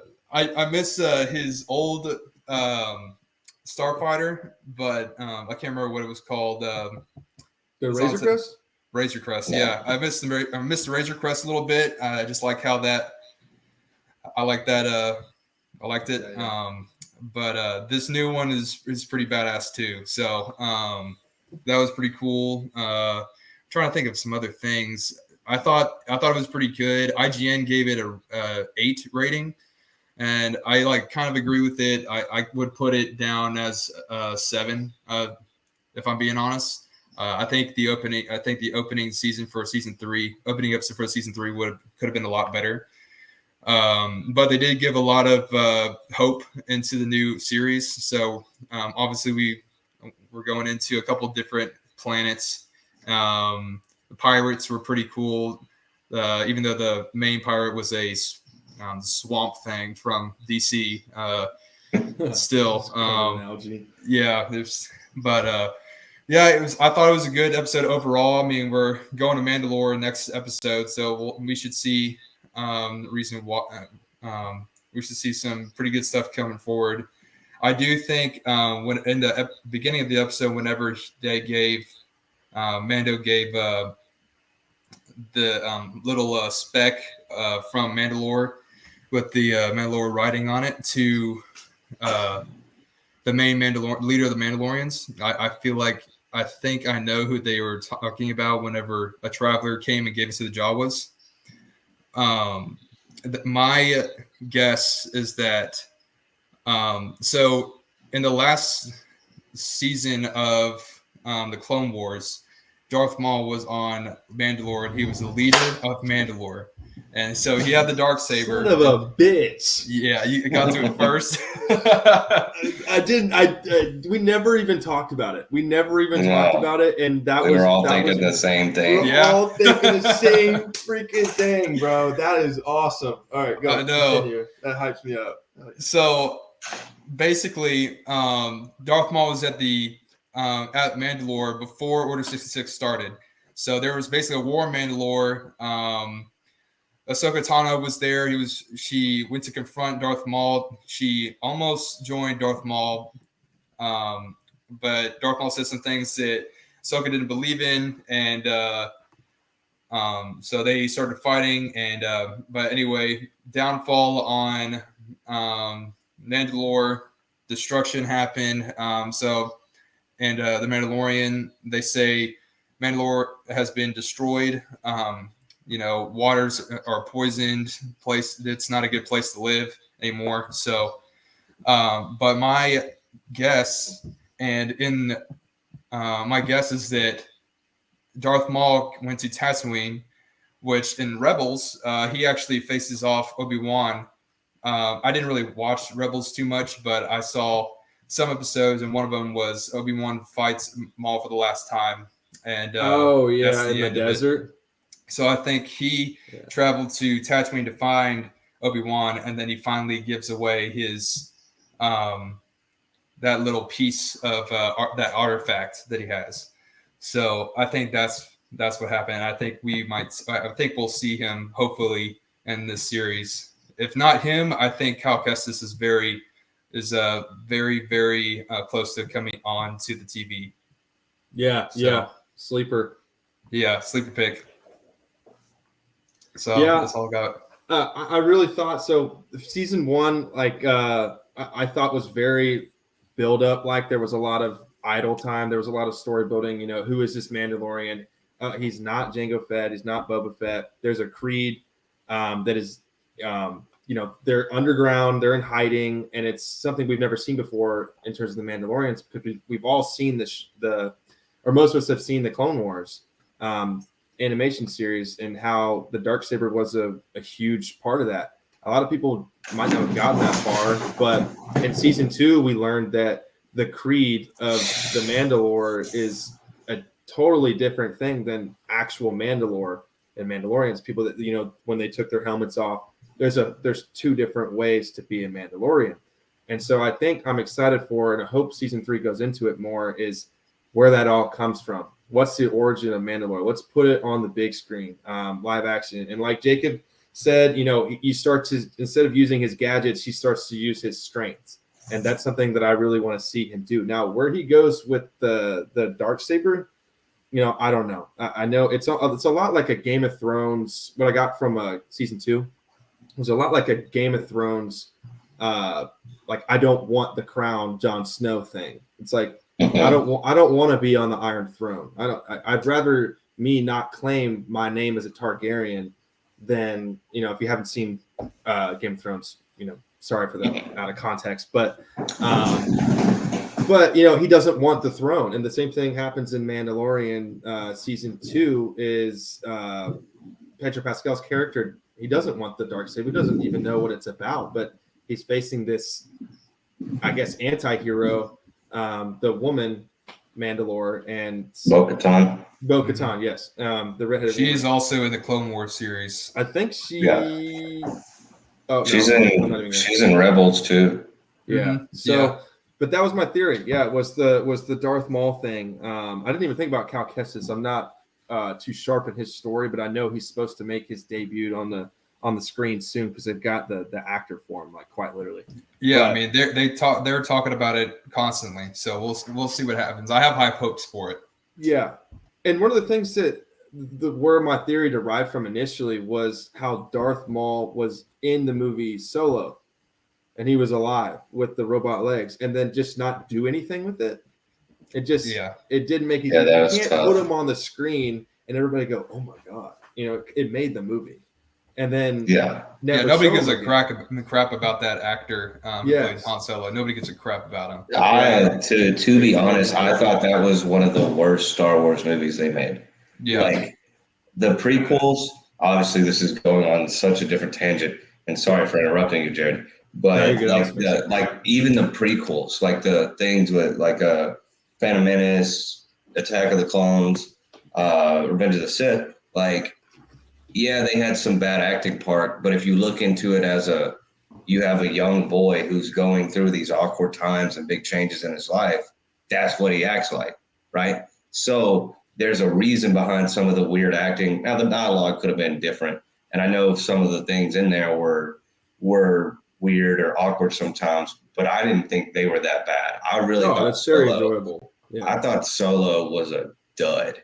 It's something like I could throw on and watch the first 10 minutes of it, and then I'll look up, and then it's almost over because I've been looking at my phone the whole time. I did not think, and that was one where they released it. I was at Disney when that was released, and we went and saw it. You watched it in the Millennium Falcon. No. Yeah, basically. And me and Han Solo, like the original Harrison Ford, were watching it together, basically. And I walked out of that, and my mom was like, "Well, what'd you think?" And I was like, "Man." It's just it was tough. So sorry, that's long. That's a different tangent. No, I agree. I think it might be a hot take, but I think the best new Star Wars movie was Rogue One. Absolutely. I What I mean, just nail figured on the out. head. Yes. What I just figured, I tell people that all the time. It's like, if you've seen all the Star Wars movies, you got to watch Rogue One. It is such a good prequel to A New Hope. But what I didn't know was that, I was gonna get into it. But Dave Filoni is like the goat of Star Wars, as well as Jon Favreau. But Dave Filoni, I think I'm pronouncing his last name right. But yeah, Dave Filoni created that scene in Rogue One with Darth Vader, where he comes in at the end. And I remember what I saw. I think it was on TikTok, but when they originally did it, they casted an actor, and he was like, "Why'd y'all hire an Italian?" And they were like, "What do you mean?" And they were like, "Well, why is he doing all this hand gesture stuff?" And they were like, "How'd you know we hired an Italian for that?" And he's so detail oriented. He said, "Yeah, your buttons are in the wrong place." So he completely flipped the script and redid the whole scene where, he's like, Travis introduced himself. He's in a dark room and just the red lightsaber comes on. It's still, to this day, I'm 22 years old, about to be 23 in like a week. That still gives me chills. Yeah. And that's just such an electric scene. So if you haven't seen that, definitely. And I think something like that could be leading up to Darth Maul maybe being in season 3, and we'll see those dual blades, and I think everybody will freak out in their rooms by themselves with popcorn. I'll freak out. I'll freak out. I'm not afraid to freak out. Yeah, and another good show on top of that. I don't know if y'all seen it, but Andor. Yeah, Andor was actually. I Incredible. think it was better. It was better than Obi-Wan, in my opinion. Yeah, and well, the thing with Andor is like obviously Obi-Wan, Star Wars, lightsaber, Darth Vader, whatever. Andor had minimal Star Wars lore in it. Like there was very minimal, if any, force. There was no lightsaber. There was no like Jedi and stuff like that. Like it literally was just like, it did a good job of like keeping you locked in without doing and I don't want to call them cliche gimmicks, but the whole like, a random of a lightsaber pops up. Everybody's like, Star Wars. Like, no, it kept all of that out of it, but it was still Star Wars and like a super good series. And I really thought that was probably one of the better series they've had. Anybody else think that cop looks like Woody from Toy Story? Yeah, the little Imperial cop. The Imperial dude looks like Woody, literally from the Toy Story live action version. He's going to play Woody. Literally. I might have a picture of him. Here he is. But yeah, I think Andor was really good. I thought it was kind of cool because it showed like what the world is like outside of like what we usually see in Star Wars movies. So I thought that was pretty cool. Yeah. There's Woody. There he is. This guy right here. Yeah. Somebody.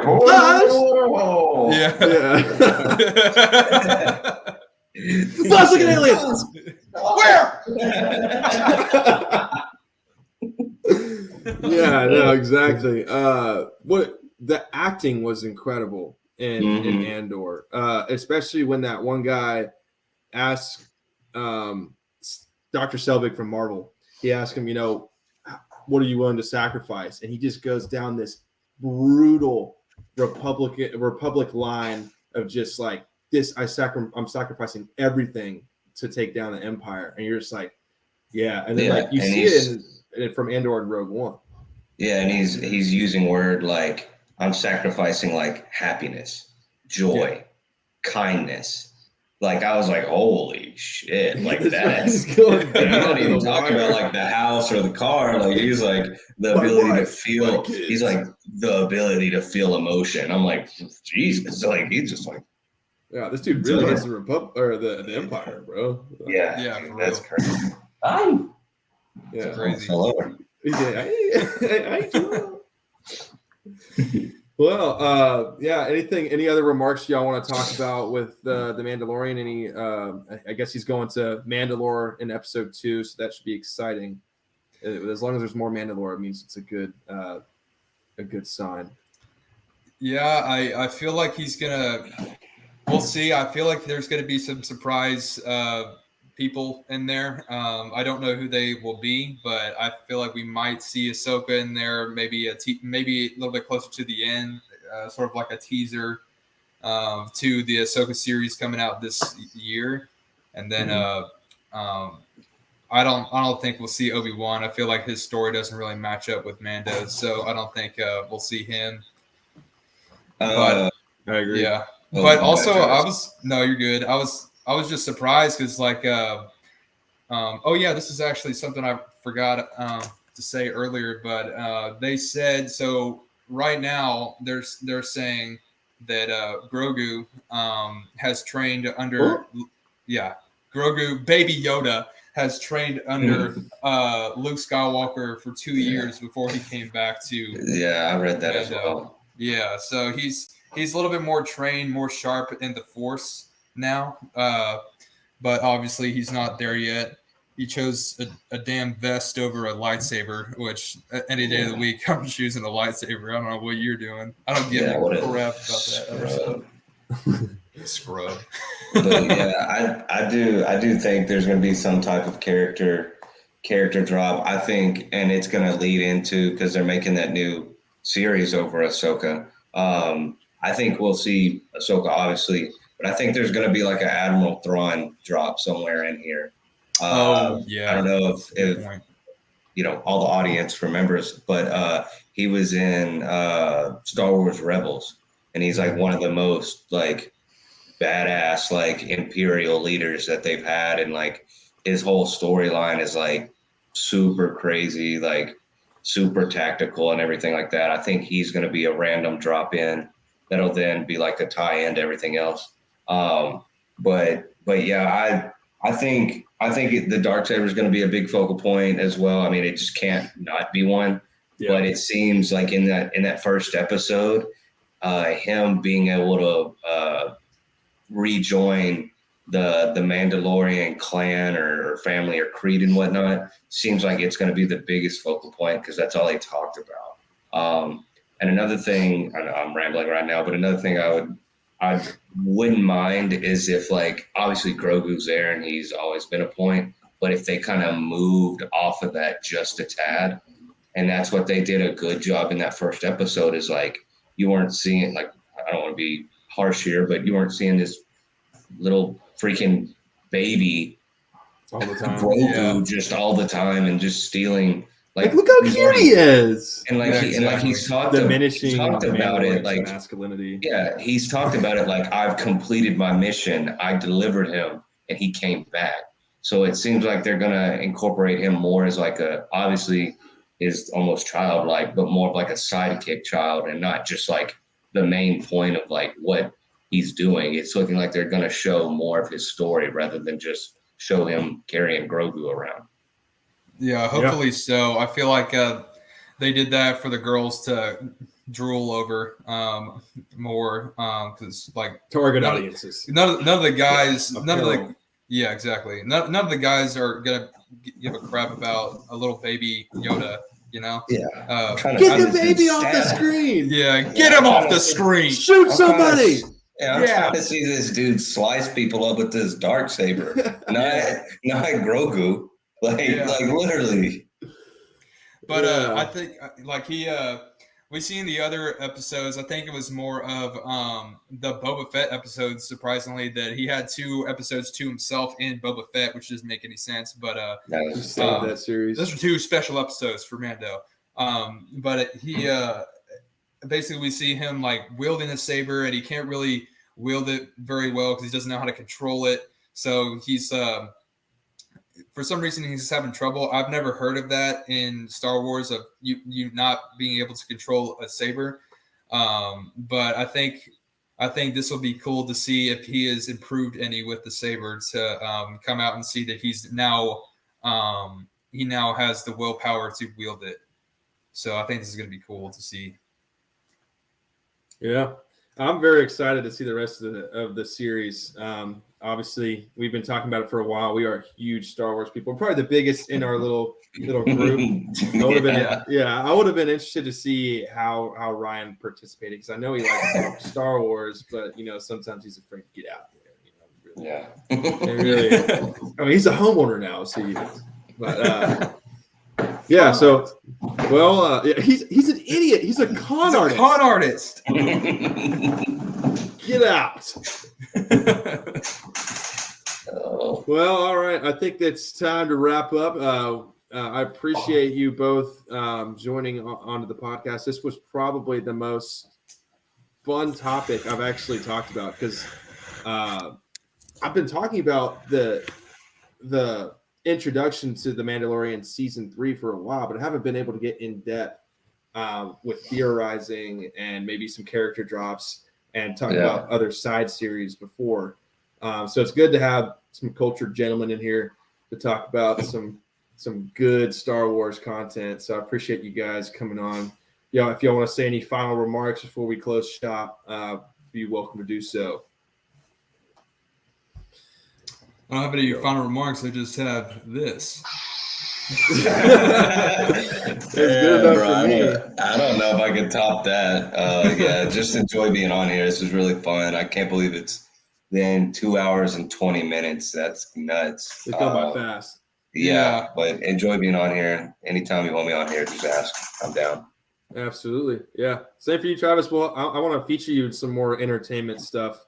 That way we can talk shop about all the stuff we talk about all the time when we're together. So yeah, definitely. Whenever anything for comes up, I'm like very attached to the entertainment world, so I'm always looking to see what's coming out, looking to see who rates what and why I disagree with it. So priority is The Last of Us. I really want to talk about The Last of Us. I got a lot to say about The Last of Us. So next time I'll talk about The Last of Us, I'll definitely share my opinion about episode 3. Sounds good. All right, yeah. God, what about the newest one? That was fun too. Yeah. We don't get only one episode of that, but 2 episodes of LGBTQ community. Not just men, but women too. Yeah. Girls. The girls. The girls. Bimbos. Maybe girls. Yeah. They need us. All right, y'all. I appreciate y'all coming on. I had a lot of fun. It does not feel like it's been over 2 hours and 20 minutes, but we'll coordinate. We'll get some content out. We got some really good content within this episode. Once again, Travis, I really appreciate you coming on and providing some entertainment and some liveliness, and you as well, Jacob. This was probably the best segment we've had tonight. So this was very fun to talk about. Yeah, so I appreciate you guys. I will catch y'all later. I'm going to close this thing out. All right. Later, boys. Sweet. Later. Appreciate y'all. All right, so we had the analyst on there. We had the medical guy. We had my partner, the kid, in a non-sexual way. We had my partner, the kid, on here for a little bit. And we finished off with our brand new surprise guest, Big T, who came in dramatic fashion. So it was fun to talk shop about, Cowboys draft talk, doing mock drafts, talking NFL Combine. It's one of the most fun and intriguing times of the year for NFL teams that don't make the Super Bowl. So it was an exciting podcast. We're excited to get more into entertainment as we have not really been able to do so. But as the start of the year goes on, we've got more and more series coming out. So keep tuning in. I appreciate all the viewers. I think we got a couple on here, and we've got some comments. Very entertaining. So I appreciate you guys very much. Follow us on Instagram at trak.pod, or on TikTok at trak.pod, or on Twitter at the Trak Podcast. Thank you guys for joining. This is Track 9, and we will be seeing y'all for our double-digit episode coming up, Track 10. So be looking for content on Instagram. Thank you guys.